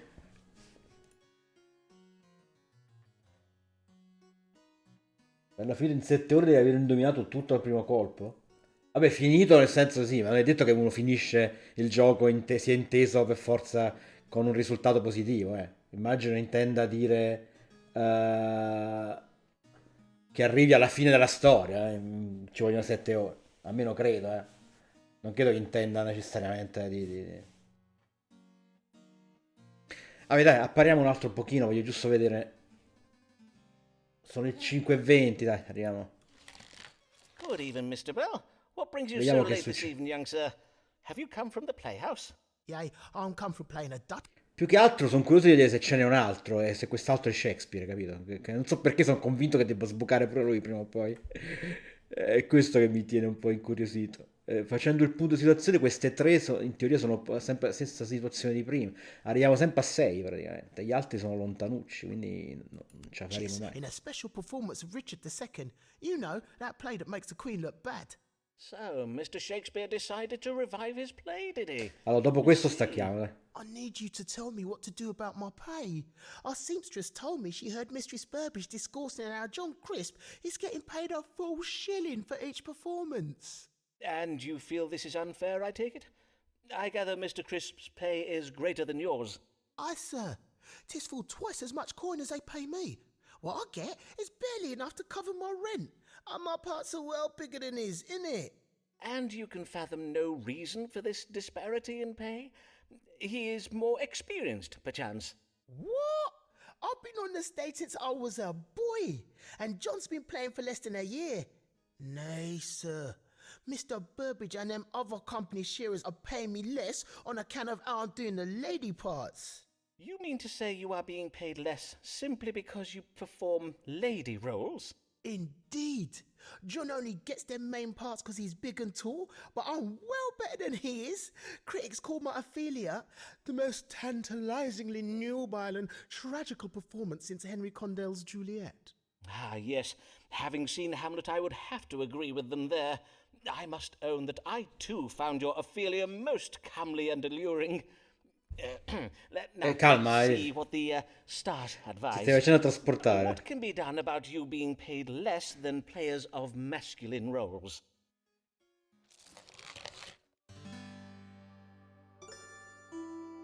Devi aspettare, l'equità dei pagamenti arriverà prima o poi, certo. Aspetta e spera.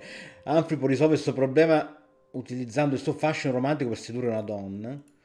Humphrey dovrebbe continuare a seguire i suoi doveri e rimanere in silenzio riguardo la discrepanza nei pagamenti. No, dai. Humphrey deve scoprire la verità su quanto vengono pagati i suoi colleghi. Dei segreti stanno consentendo ai impiegati, come si dice, ai datori di lavoro di Humphrey di comportarsi ipocritamente e i suoi datori di lavoro sono degli astuti uomini d'affari.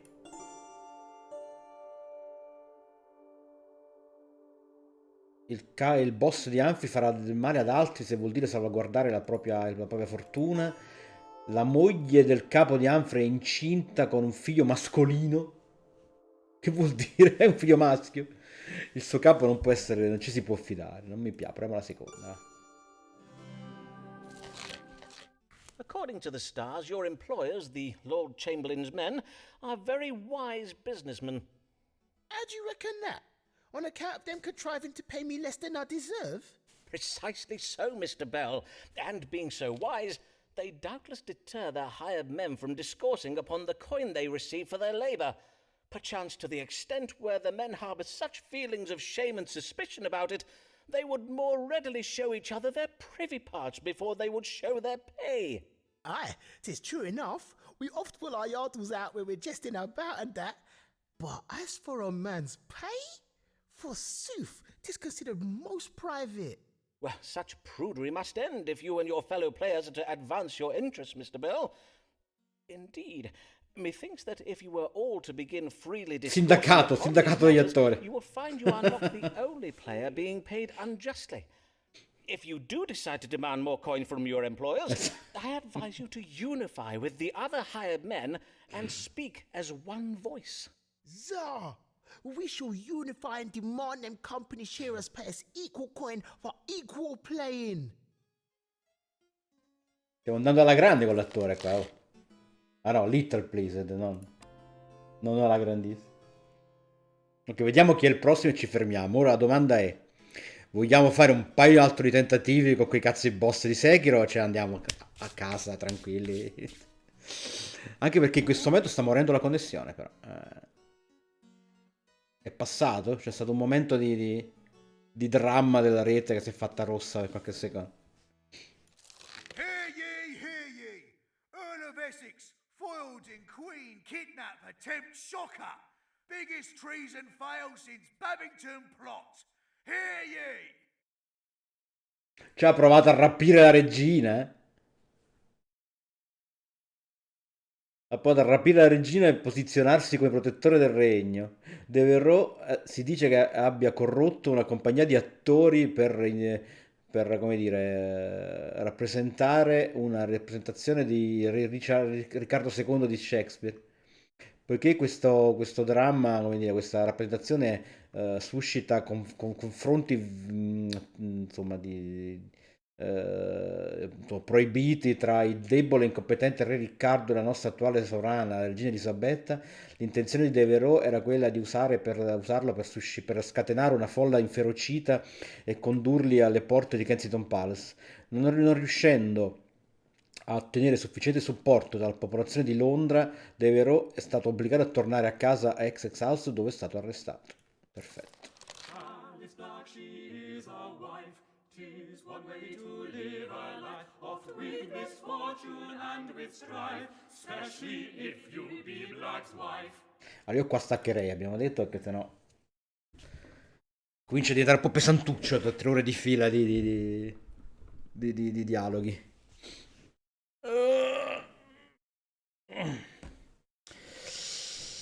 Che famo? Lo famo? No, facciamo di no, dai, sono un po' troppo sfatto per mettermi pure a sbattere con Sekiro. Diciamo che ci stacchiamo qui, ci salutiamo allegramente, ci becchiamo magari stasera da Vincenzo a vedere la cosa di Microsoft lì, che non so nemmeno cosa sia. O magari ci provo dopo cena a fare un po' di tentativi con Sekiro, dai. Adesso andiamoci a riposare un po' gli occhi. Bella gente, grazie per la compagnia come al solito allora. Ci aggiorniamo, statevi bene.